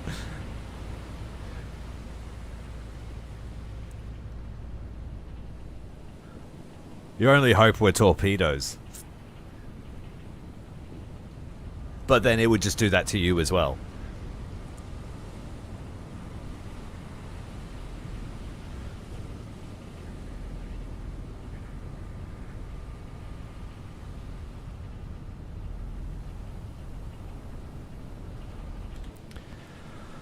Okay, are we going to run into any danger? Let's slow down time and launch the scout.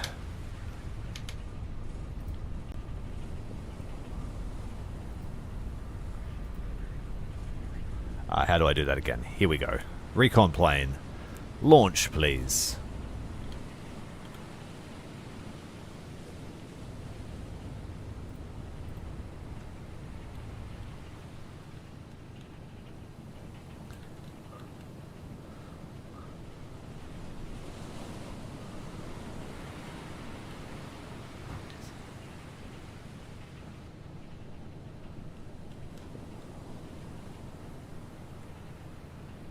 Auf Wiedersehen. Find us a target, please. I don't know. I don't know what it's going to be. It just said that there was a heavy surface contact that was scrambled from Gibraltar to meet our target, the supply ship. If it's a really heavy hitter, then we have about an hour before it even gets to us. It'll be much slower than we would be.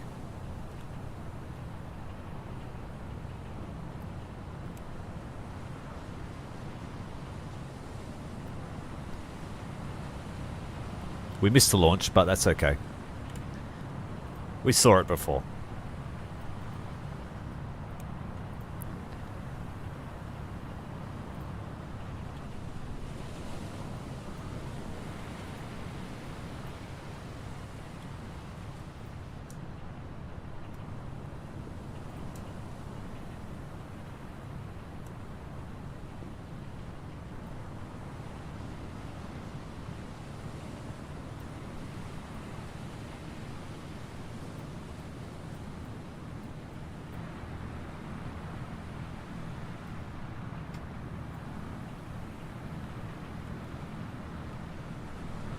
Alright, she's off.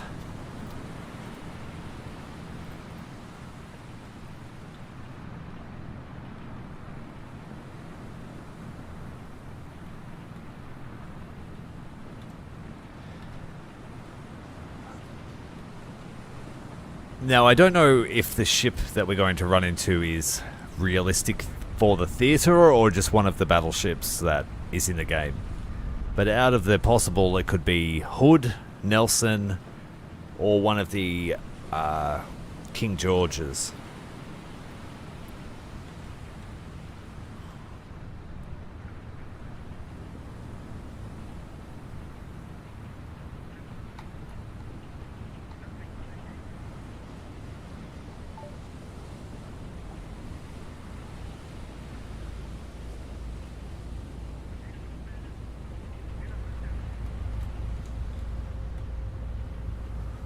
It doesn't look like the compass functions.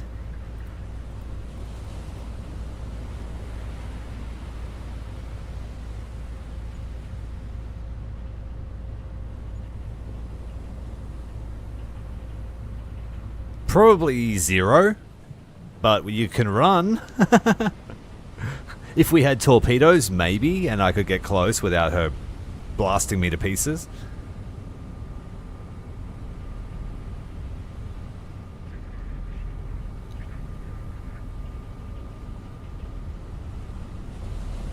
The advantage I have against her would be I can choose when to fight. And that's about it. But that is a powerful advantage. 11-inch guns, though, might struggle.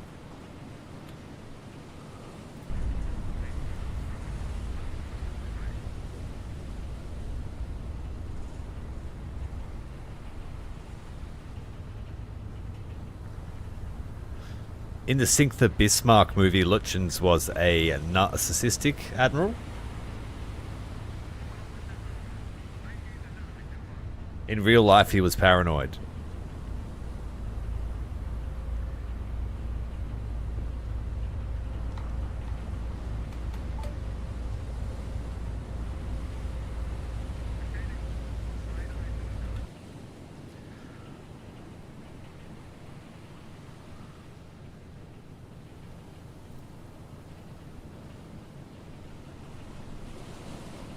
That must be where we lost contact with the scout, because it's not moving.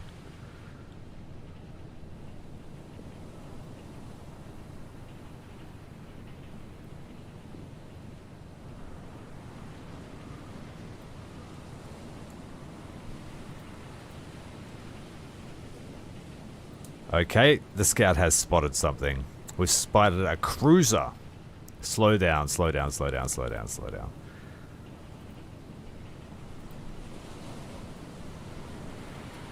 That's 200 kilometers away, so that wasn't us that sighted that, that was the scout.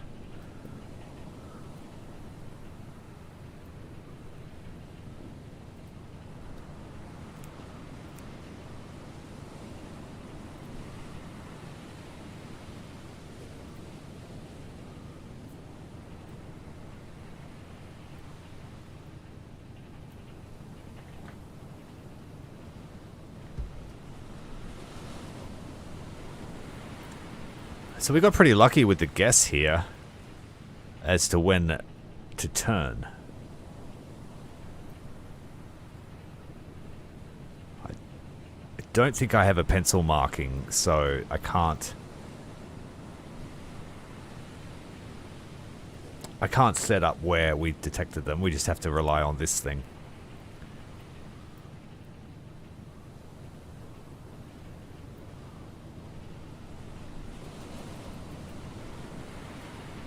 Oh, what happened there? Went too far.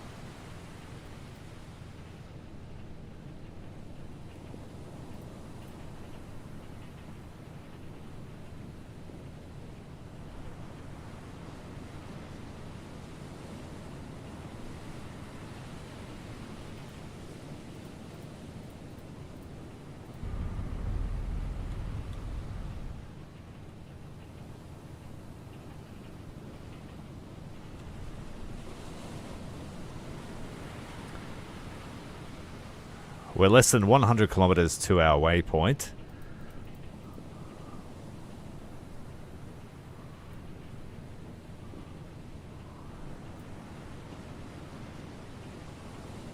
The scout must be on this leg of his journey.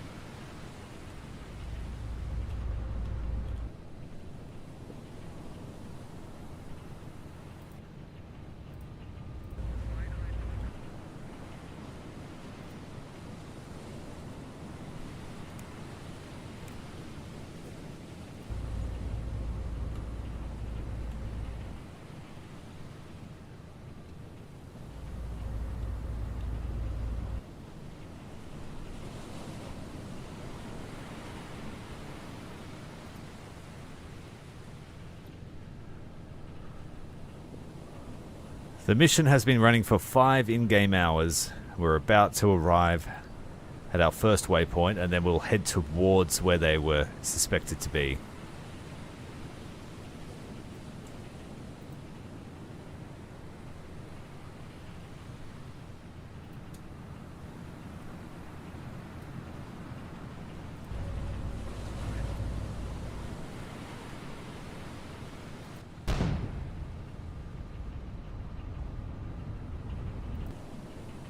Someone fire a gun? That's a flak shell.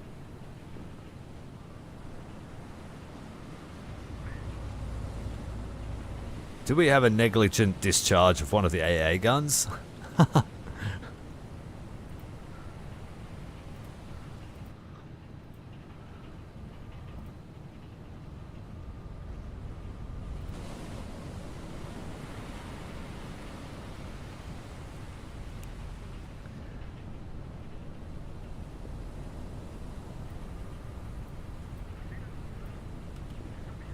No telling where the recon is.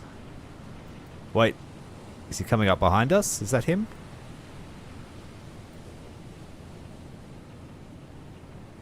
Did he land in the water?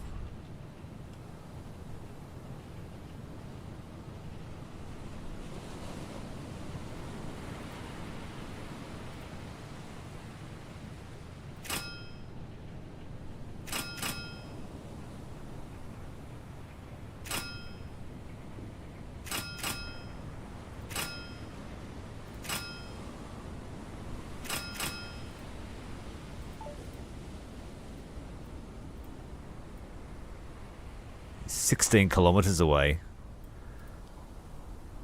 at 135 kilometers an hour. He shouldn't be too long, but we have to slow down to pick him up. We've got about 10 minutes, I think, that we can stop for game time.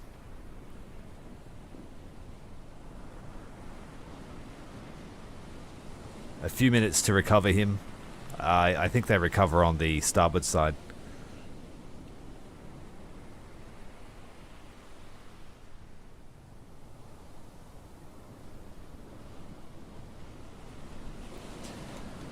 We're halfway through our stop.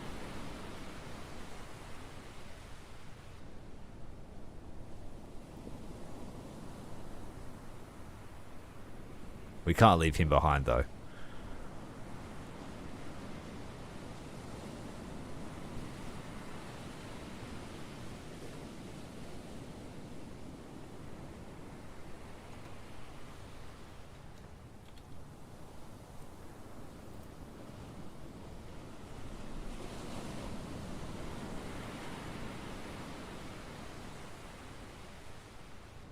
He's not getting closer.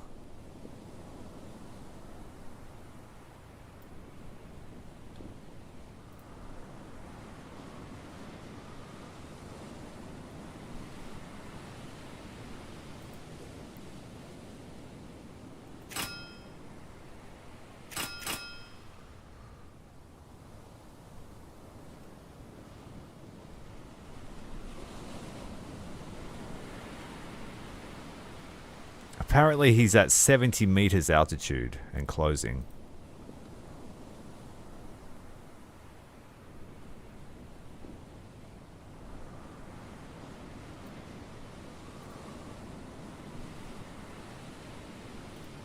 If he's not back in 10 game minutes, we've got to go.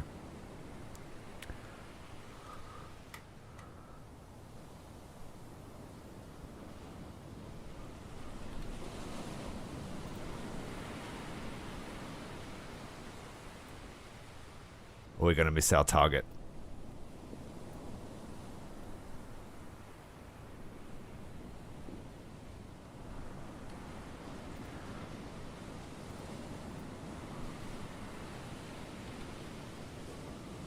Alright, he's almost here.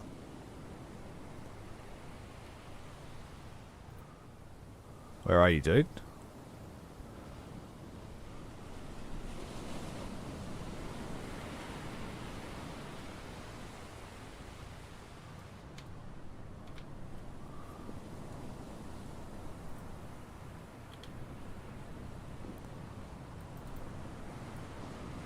He's 5 kilometers away.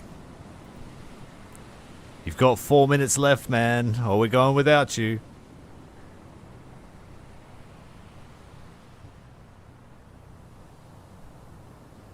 Hello, Fallujah. Thanks for joining us. I'm doing well, thanks.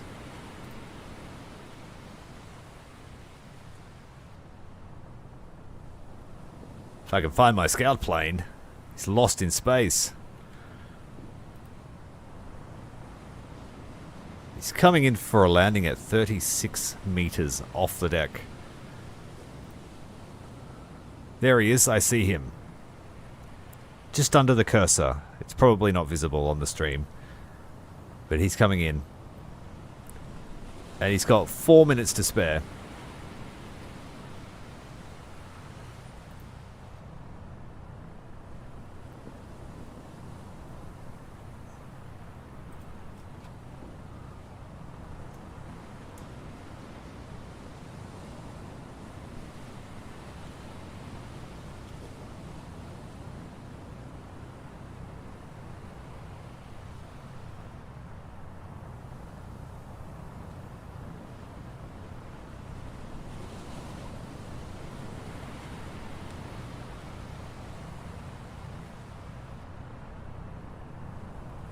Taking his sweet time.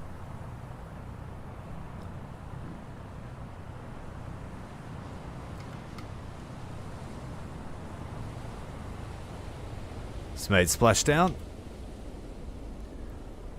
Okay, we're now committed to recovery. But he should be back on the deck by the time I estimated we were going to leave anyway, at the 7:27.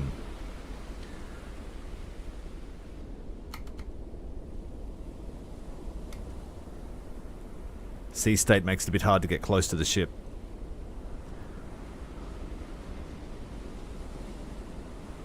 We got 2 minutes. We're starting up in 2 minutes.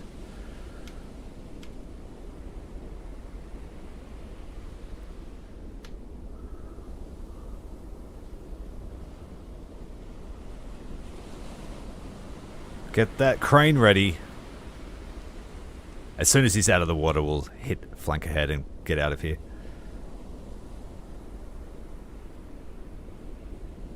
I reckon he's pretty brave. I've always said that scout plane pilots I consider some of the bravest aviators to have ever lived or flown. Some launched off the ship in planes that were never built to be recovered. You just had to find a home base somewhere else.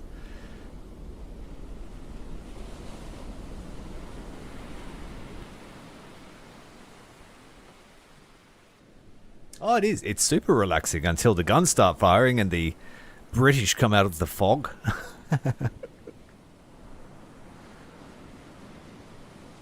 Alright, she's recovered. Let's go. It's going to take a minute to get her warmed up. And let's just hope that we can still intercept this convoy. Without the map marker tools, I can't really estimate where they're going to be. But this is where the scout detected them.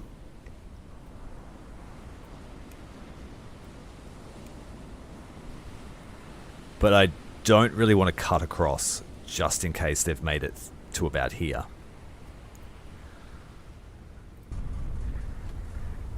Hello. The aircraft is safely recovered.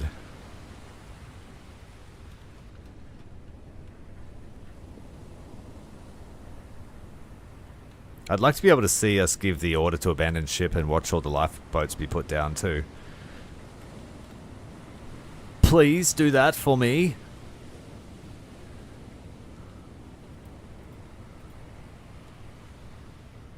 Okay, we're underway. Slowly but surely, 2 knots.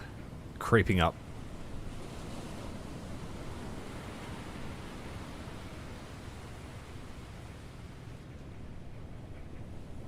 She's a glorious ship.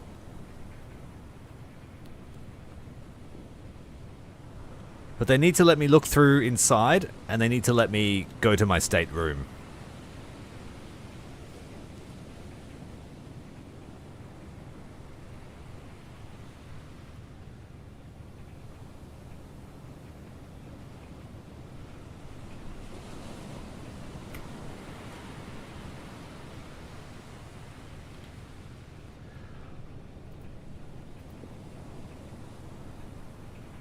$230 hours until we're empty at this speed. I've actually turned down the game audio for the sake of your ears, guys, because at the moment the game doesn't have any audio settings and it's brutally loud. So I'm spending a lot of my time out here because in the stations, like here, it's really loud for me.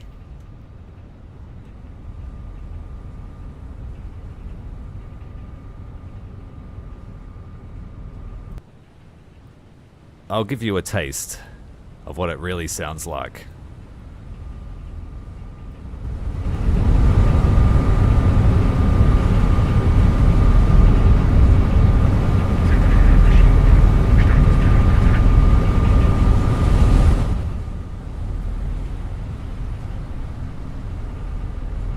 So yeah, it's pretty loud without that. So we'll be spending a bit of time outside. And when you're in the fire directors, you can actually hear the whole hull shaking when you're at flank speed.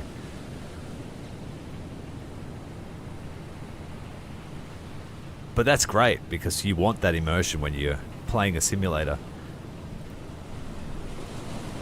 But just let me fine-tune it so I don't actually get service-related hearing loss without ever having served in the Kriegsmarine.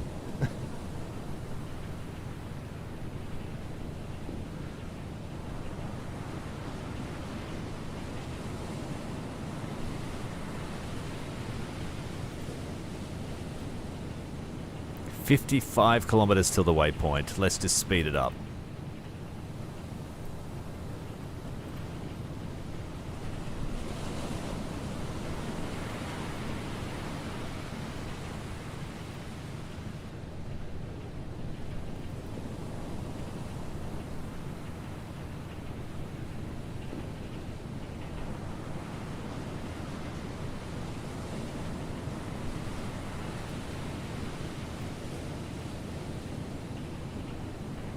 We've got about 25 kilometers of vision radius.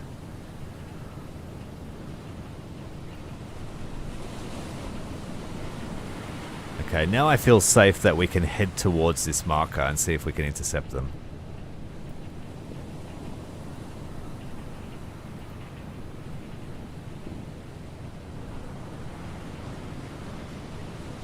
Right, starboard turn is complete.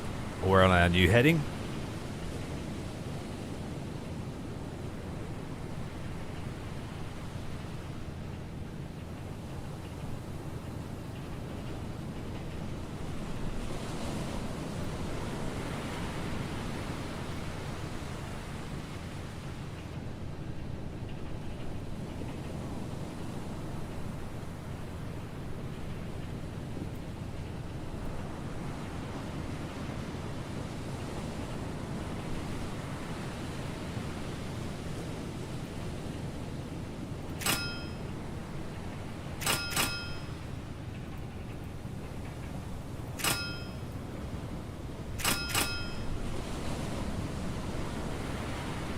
see if I can open this door. Nope.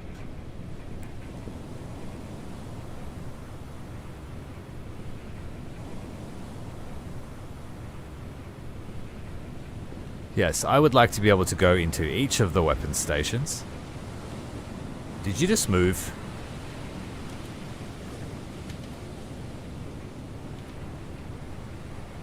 It's just a shadow. I thought the gun moved. It's a haunted ship.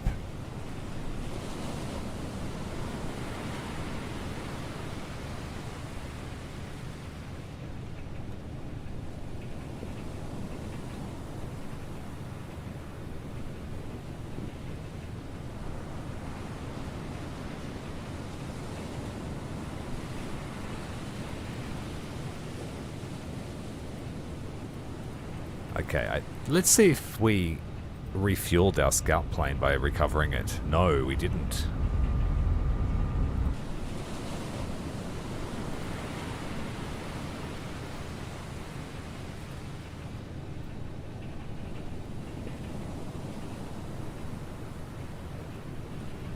I'm going to launch the scout again.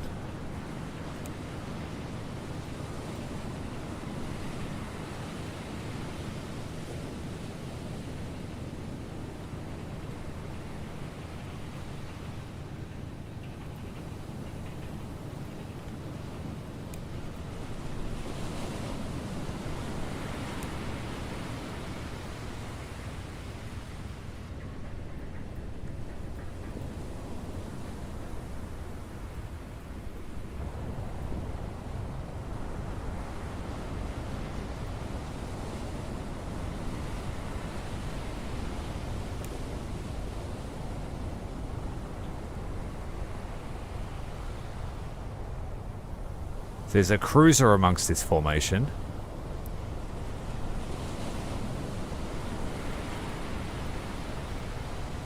Okay, the aircraft is airborne.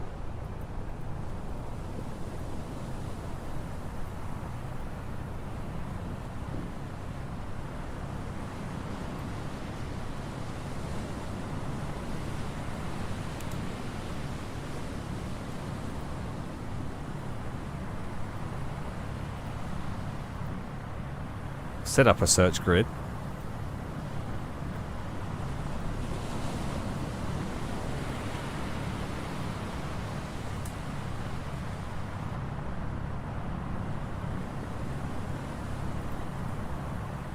It's nearly 80 kilometers wide. So 10 or 20 kilometers between each grid. Should be able to find something.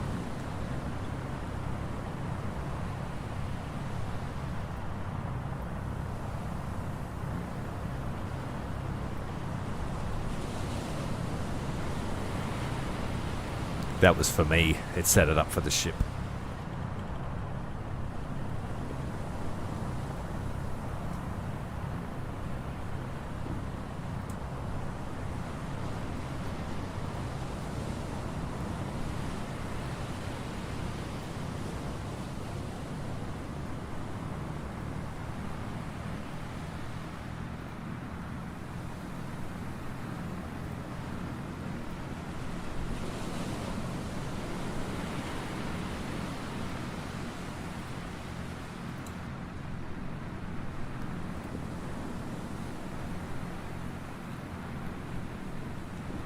Alright, let's have a look down here.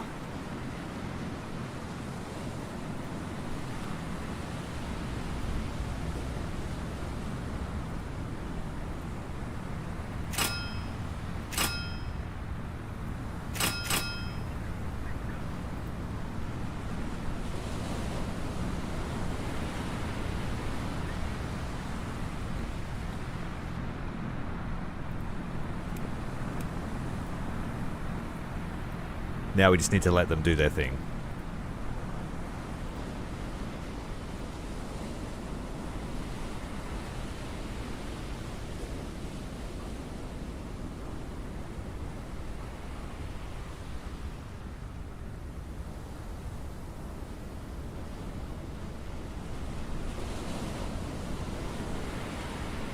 I'll be spewing if they've got past me. I didn't have any tools to work out speed over distance, so I just estimated dead south would be fast enough. Oh, here we go. Slow down. We've got contact. We've sighted a cruiser.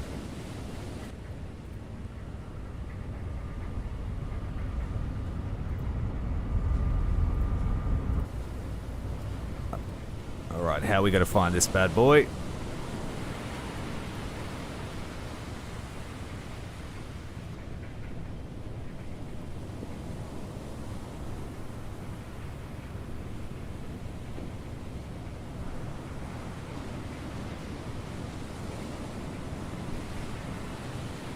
It's 20 degrees off the bow, starboard side.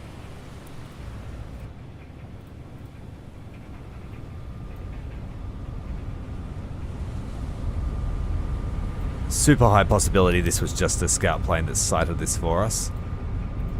Can't see anything, but there's the horizon. We want 20 degrees off the bow. I'll just keep it there.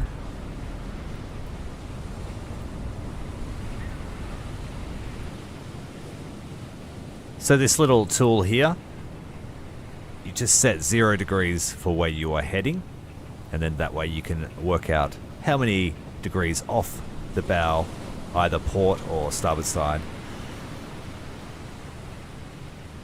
And then the outside ring is your true compass bearing.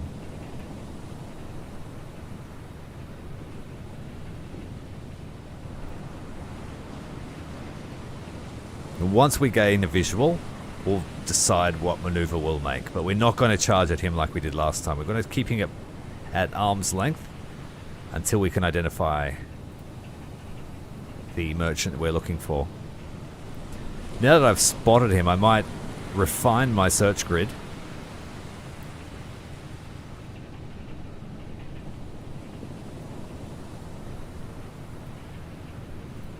We'll circle them.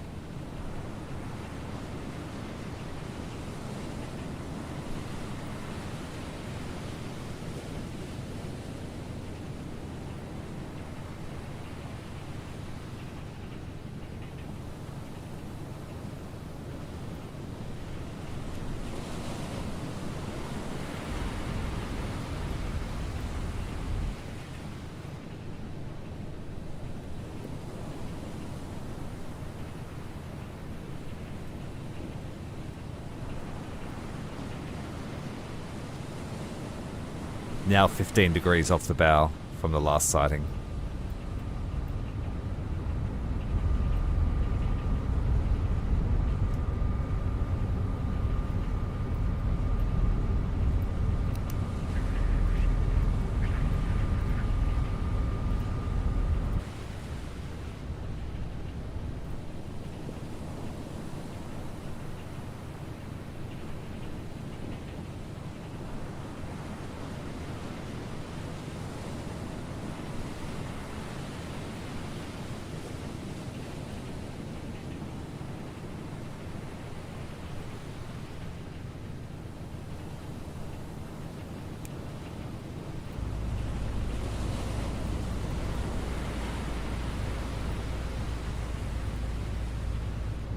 And once we've destroyed our target, we need to flee southwest to Madeira. Alright, we've had an update to our contact.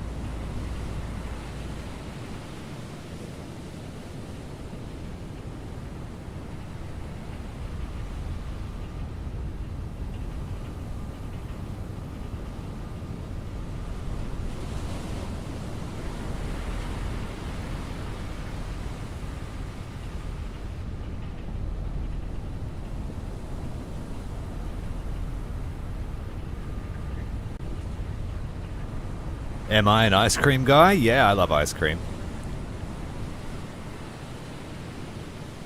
All the ice creams.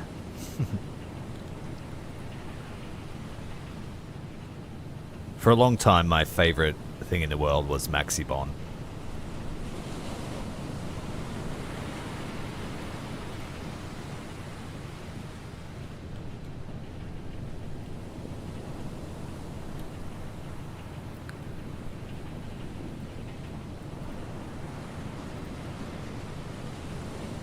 I think we just risk a overflight.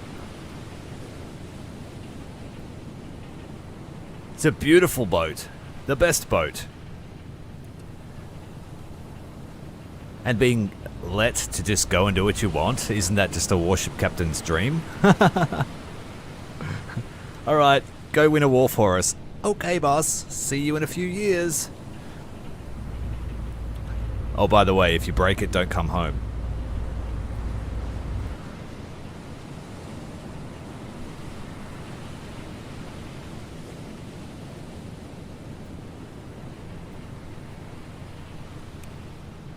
Still a little ways to go. 46 kilometers, about halfway until we can visualize any target. Chances are they'll be about here. We've got updated movement. Hopefully our aircraft doesn't get shot down. And we're just going to harass them with it. We found them. Well, we found the cruiser at least. So, let's adjust our heading. Okay, we've spotted something else. An allied cruiser. We've had an identification. Recon plane. Confirmed a sighting. The second ship has been sighted. Let's tighten up this recon flight.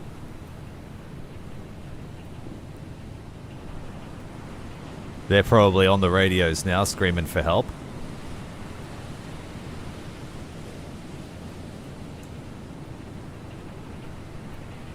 Slow us down a bit in terms of time compression. 27 kilometers away from my interception waypoint, so the estimation was pretty good. First sighted here 2 hours ago.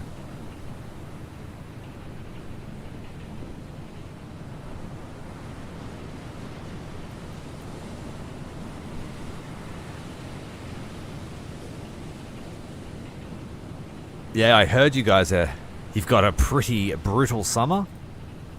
It's just turning into winter down here, obviously, but the sun's going down at a stupid early hour. It's like darkness by 5 p.m.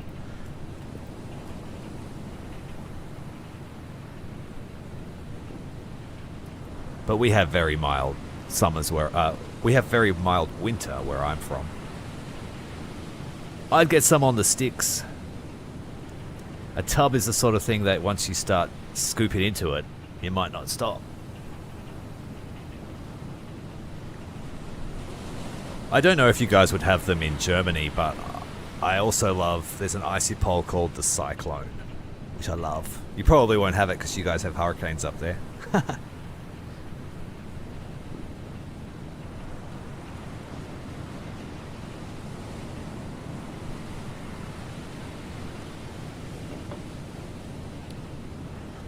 Alright, we have an actual identification and a contact sighted.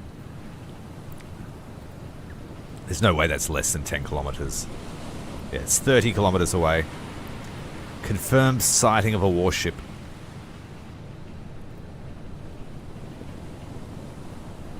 So I guess what I want to do is around them, through them, and then head down to our rendezvous point. And with any luck, we can destroy the critical target without having to chase them and possibly risk an interception by the response force. It's just basically a hit and run, aiming for the critical target. We've sighted 2 targets now. The Nord Pole, that is our priority target. So what we'll do is we'll swing south of them. We'll start that maneuver now.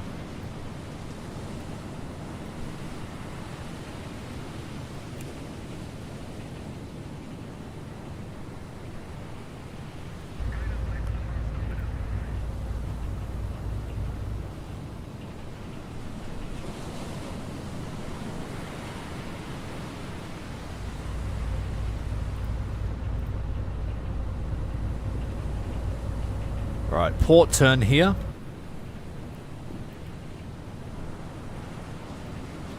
Straighten up that.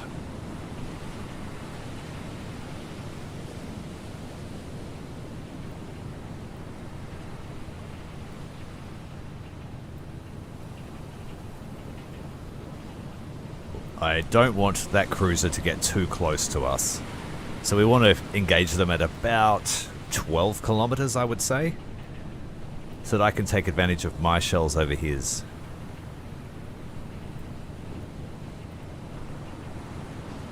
Okay, that's what we'll do. We'll engage at 12 kilometers. If we can't get any good hits, we might close the distance.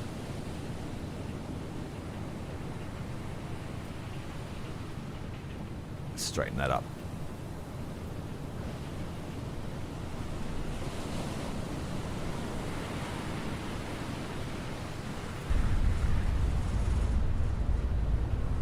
Alright, daylight engagement, it's clear. We've got probably the best visibility we could hope for.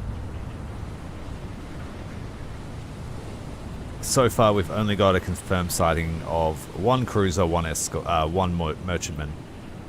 Let's do another pass by and just make sure there's no one else lingering on the fringes of this formation.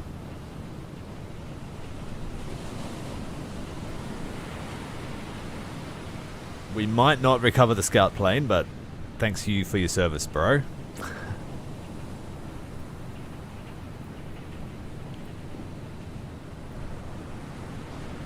It looks like they're headed on that direction. Slightly north. Ever so slightly.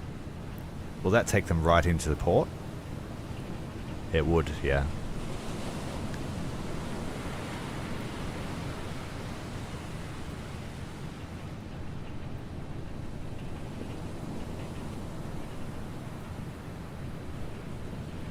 I mean, we could do something really, really risky and just charge them head on. And then that means that once we pass him, his guns will have real trouble training.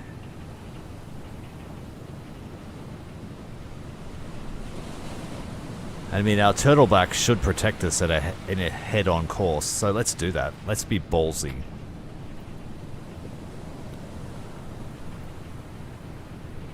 We also have pretty good firepower from the front. 6 11-inch guns over the bow.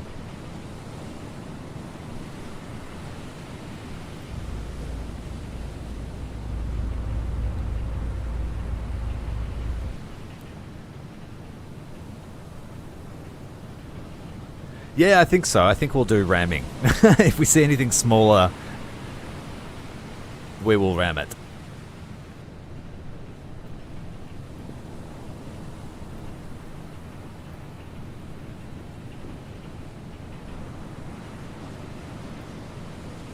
It's a shame we don't have the torpedo armament on this ship, because a close-range torpedo spread would be perfect.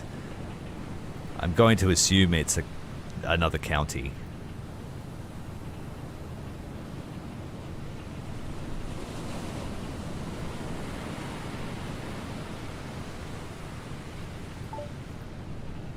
Alright, we're technically in combat. That is, exactly. That's right.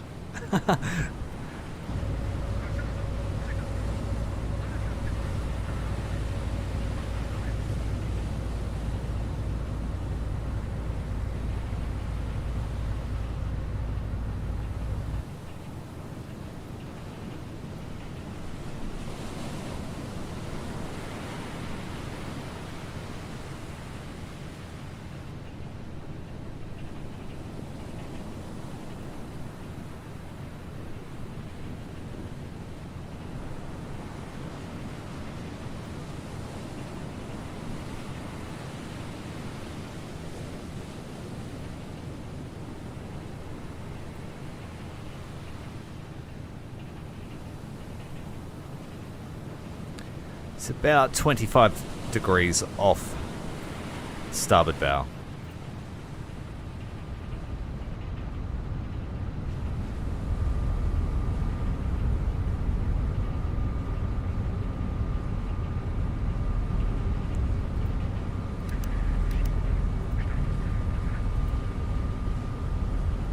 No visual yet.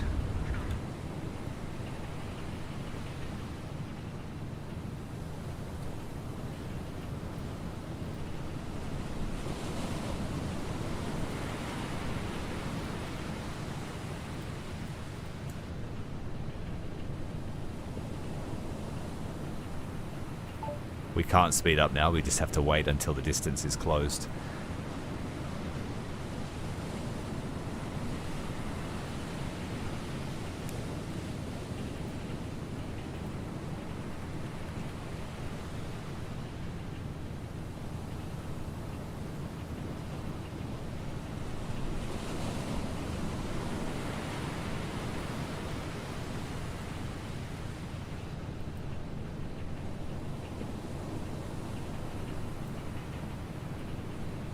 Less than 1 kilometer away from the other ship as we pass. Alright, they've opened fire on us. They can see us.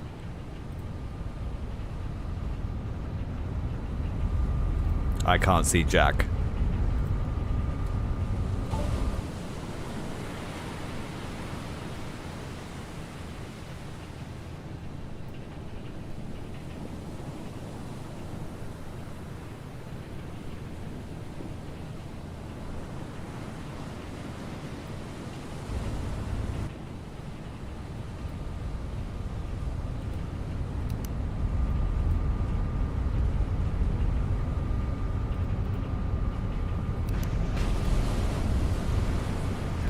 Yeah, we're taking close shots here, but I cannot see them.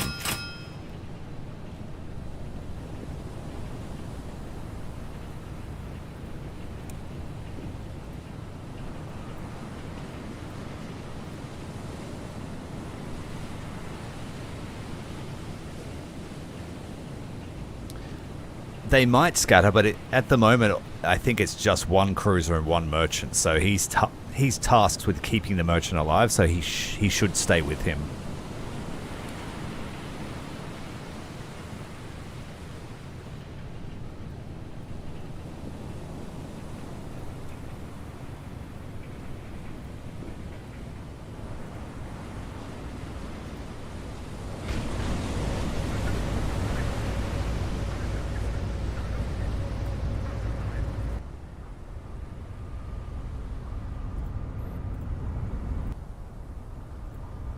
There he is. Spotted him. Coming in dead ahead.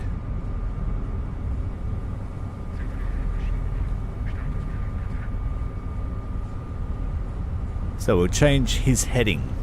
I think we are almost nose to nose. He's probably going slightly right of us. Now distance.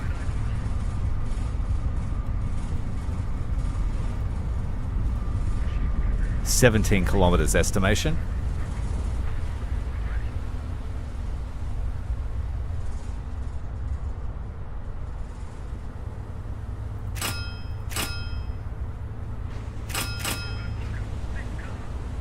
He's trying to bamboozle his gunnery by stopping.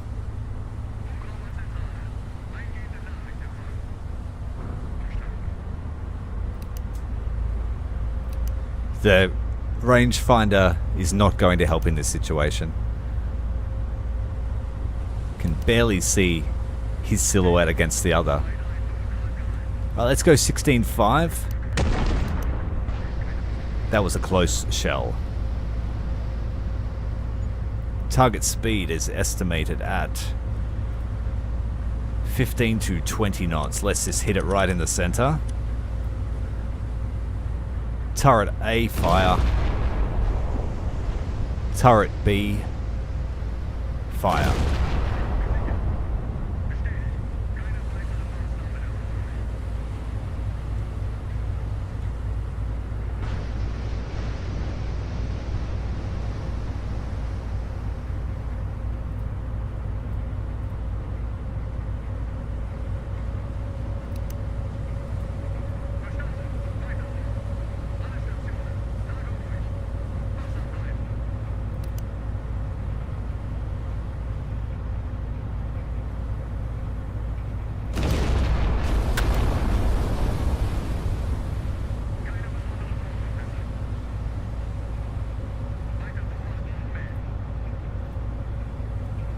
Yeah, we're way long. Closing fast.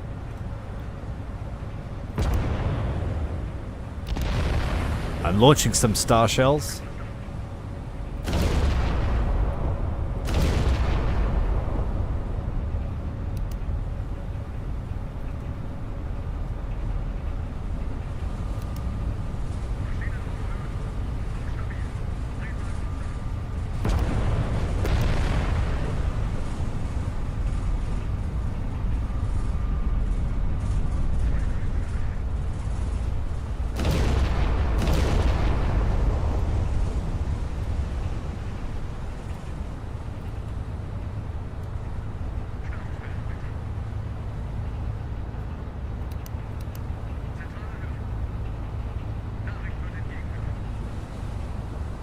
Still overshot.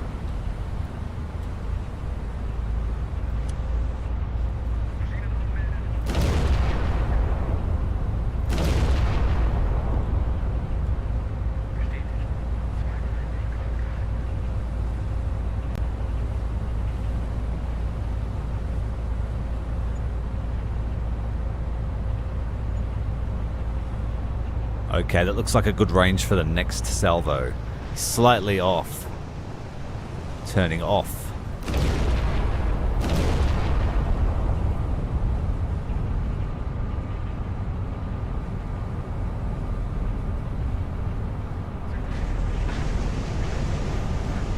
G'day, Big Bison. Oh, we've had a big hit there on the cruiser. Single shell. I never finished playing Workers and Resources online because there wasn't much interest in the title on my channel. Unfortunately.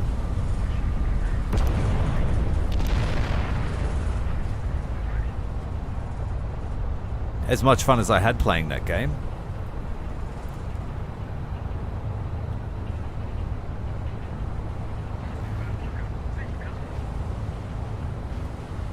That was overshot. So let's just go 11.5. Check with the cruise estimation. 12. Oh, he slowed right down. That was probably a very substantial hit with an AP round through the ship. Slowed right down to a stop. Let's...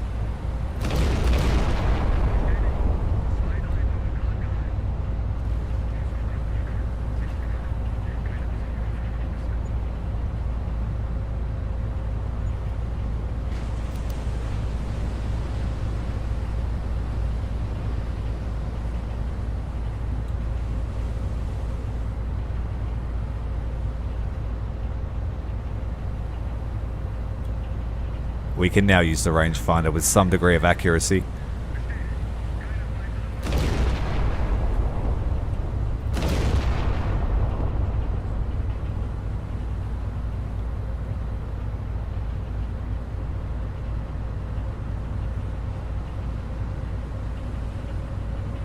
Straddle the target.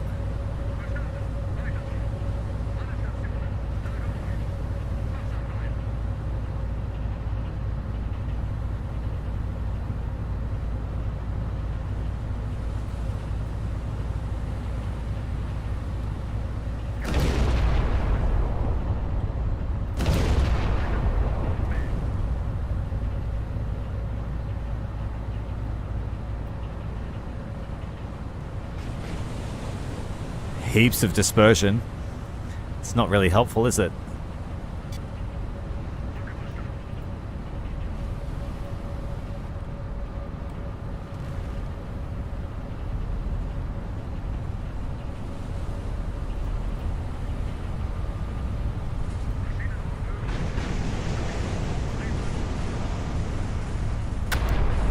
Take shots on our priority target.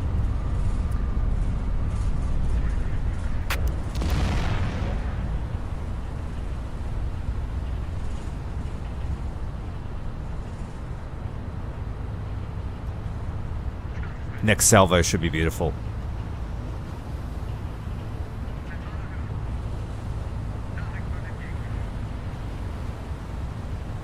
Unless we can't fire over the nose, which will be a problem.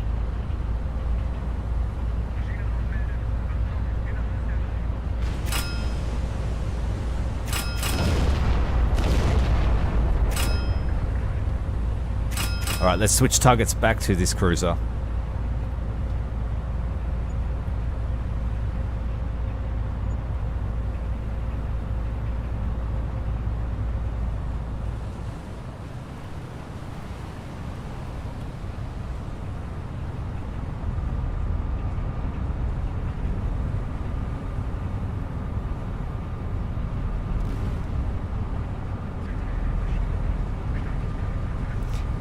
Yeah, the tutorial took me like 3 weeks to play. It's a great game though. One of the best city builders I've ever played in my life. But yeah, the time commitment's pretty mental. Actually building a republic. And you're LARPing as an Aussie because Europe's just melting down.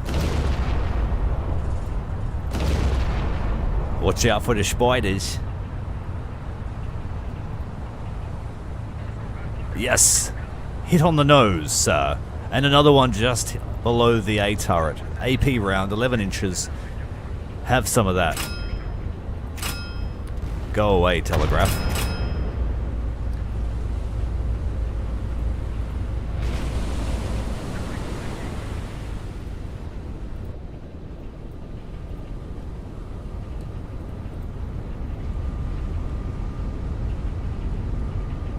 There, she's in focus now. Fire!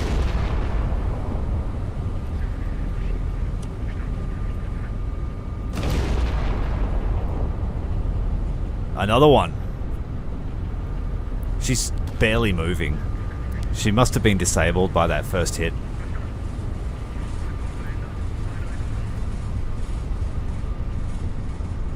I might switch to AP again.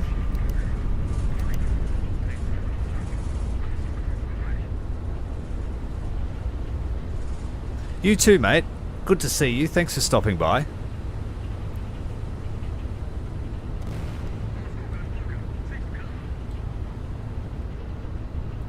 We just got hit. We just got hit.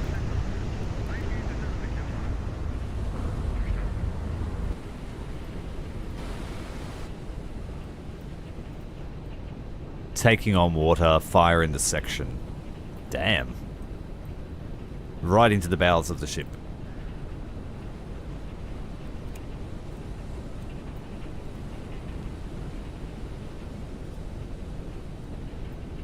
So far, it's okay, I guess, being on fire. Water and everything's flowing. There's no water.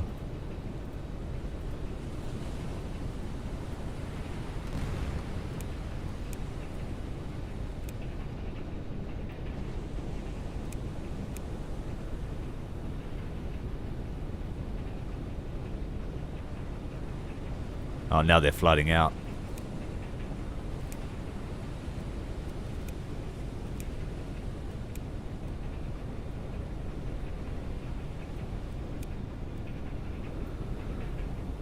So the pump team's on it, but the fire team are not on it. It looks like the fire might have gone out. Anyway, let's get back to the battle.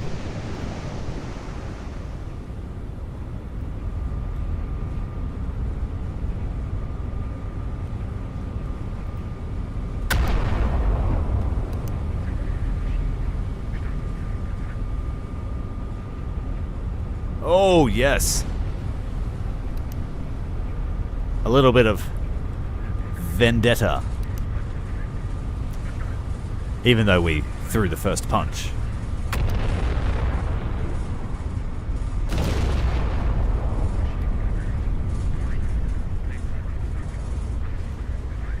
Yeah, we've got her dead to rights now.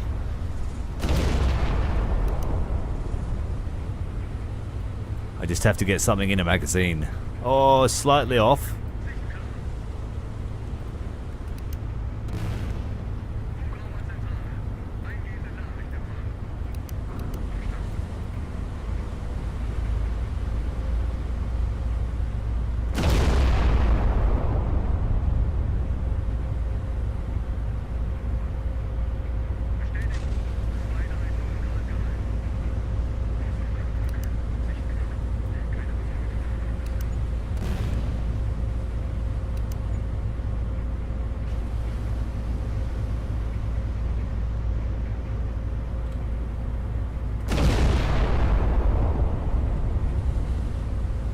Is he still at a standstill? Oh, another big hit.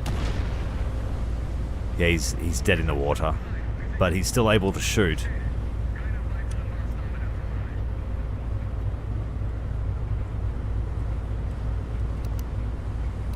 It looks like one of the turrets might be out.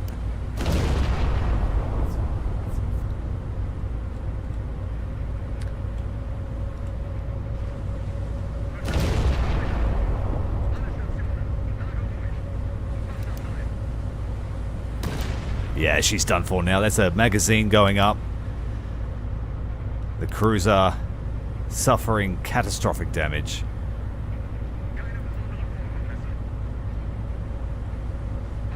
And she's going under. Now we just need to concentrate on our priority target. You can't really miss at this range. And we will change to high explosive.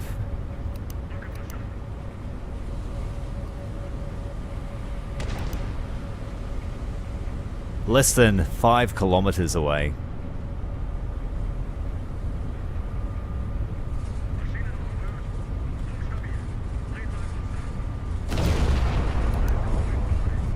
An attack from ahead is always easy to gun in because you're not worrying about angle of attack, but it puts you at extreme risk of taking a shot through the bow into your magazine.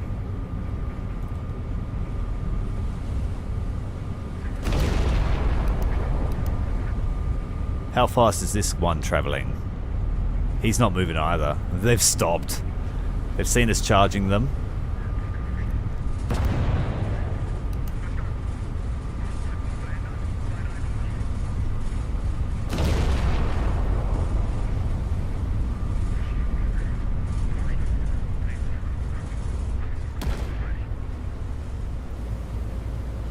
He's shooting at us with his deck gun. A shell has penetrated and exploded in Section 9 at 2:40. That was 5 minutes ago.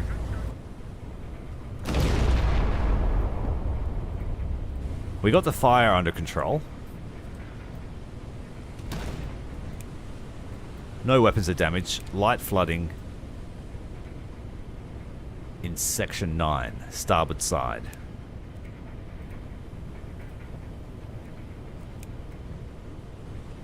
Let's see if we can get this boiler running again.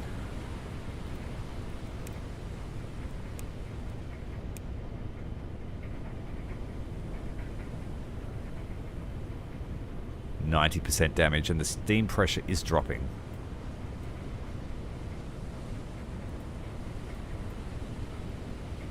What's this do? Oh, we got some valves we can turn. That's the oil pressure. Turning that up. We don't want to do that. Airflow. Okay, you can adjust things in your engine. Each individual engine too.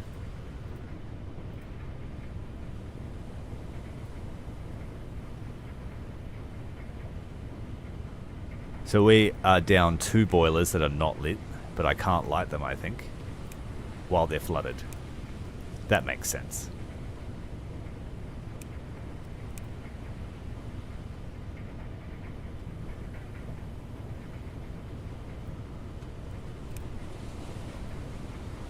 Can we get that water out of there, please? It's just going to keep filling. Oh well. Let's worry about the main mission.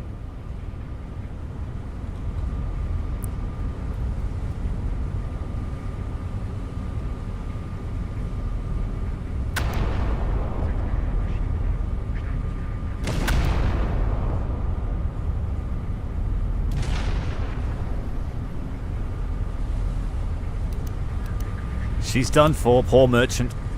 Trying to throw the colours, but it's not gonna. We need the points. We need the mission points.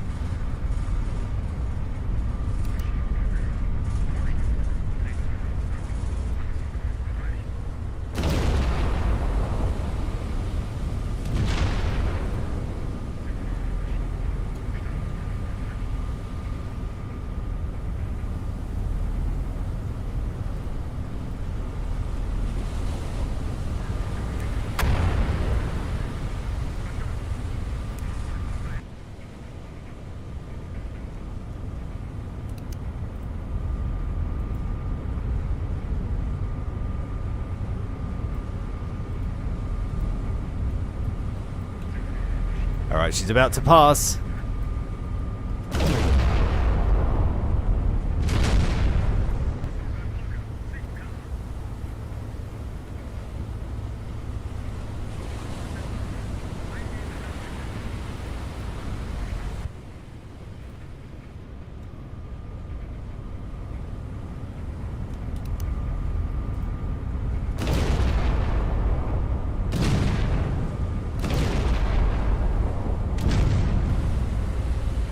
I think that's all she wrote.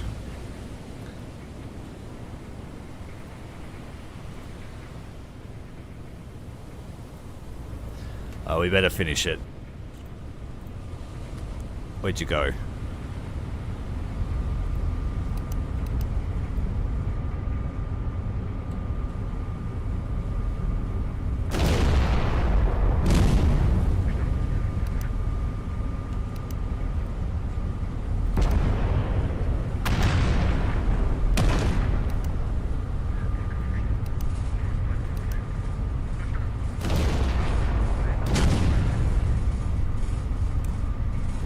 That's it. Supply ship destroyed. No sight of any angry British battleships.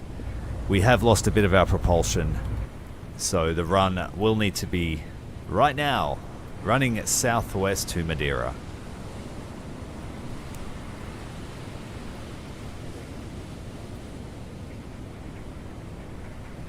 And the plane is trying to catch up with us on the surface at 9 kilometers an hour, so we're leaving our scout plane behind.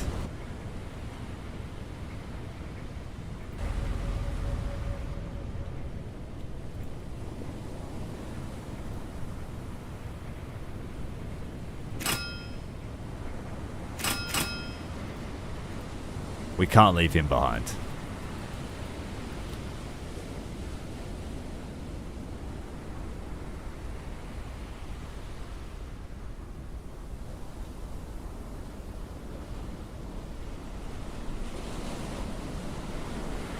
Yep, so we just put down 2 new artificial reefs off the coast of Portugal.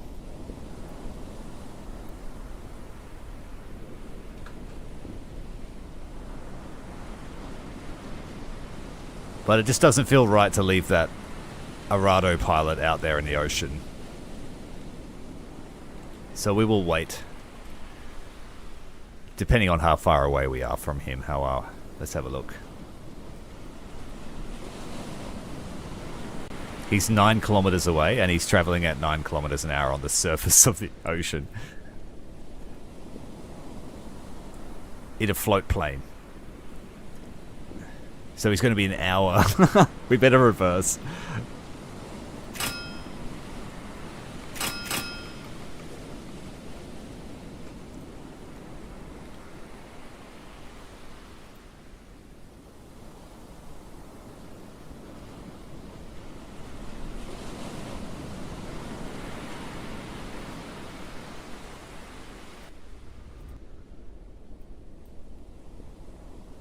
So that section is fully flooded. Can I get these boilers started again?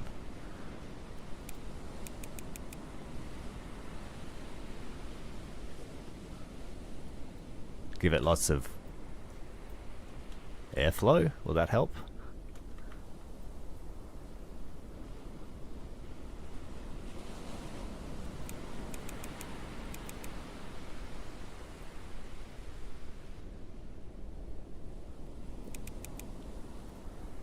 It's a shame. I really want to fiddle with my boilers, but that's obviously not implemented, or it's too flooded. So we're going to meet him in reverse at 5 knots, but it looks like we might be turning.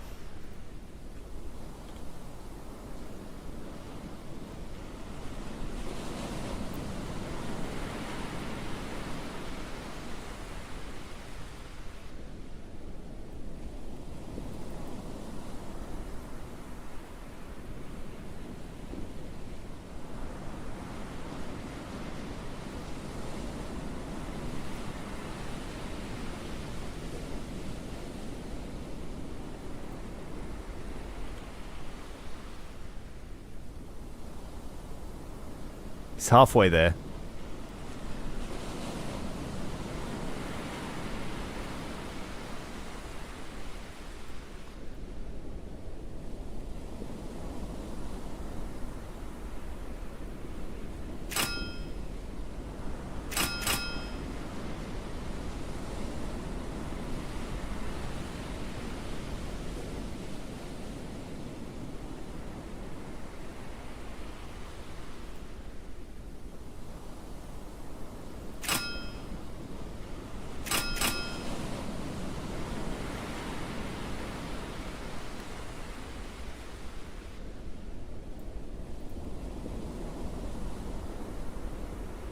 This poor guy is using his plane like a motorboat. It's a bit rough, but I think that's him. Here he comes. It's a bit bouncy.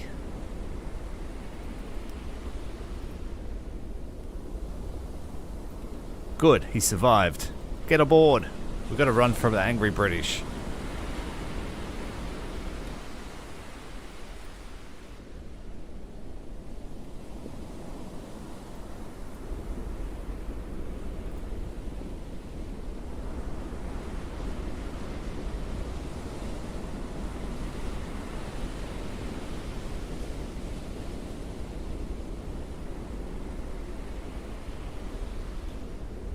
Hurry up, dude.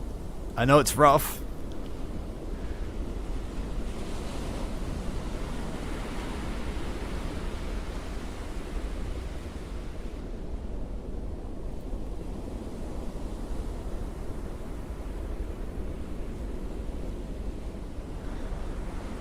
You were better off taking off again, mate, but you probably can't in that sea state.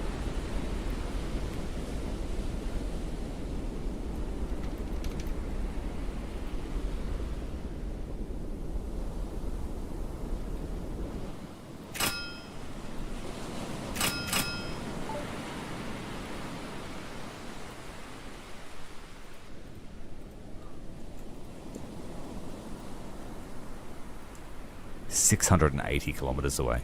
Ugh. Well, I think we've won. Rather than put you through that sail, we will leave this stream here. We've done 2 operations. One was a success. One was a glaring failure as our rudder was destroyed. If you'd like to see more Battleship Command, make sure you are subscribed to the channel, and I'll bring more out. Hit like button. Let me know what you think and what you're most excited to see in this game. I want to see where the campaign goes. I want to see some more crew control. I want to be able to look in some of these rooms. Yeah. And there's... oh, we took a nice hit there. Alright guys. Until next time, Commander Tyrael, out. If you're here for the nightly stream, I'll be back in about 20 minutes with some more Mechanicus 2. If you're here for the nightly stream, I'll be back in about 20 minutes with some more Mechanicus 2. If you're here for the nightly stream, I'll be back in about 20 minutes with some more Mechanicus 2.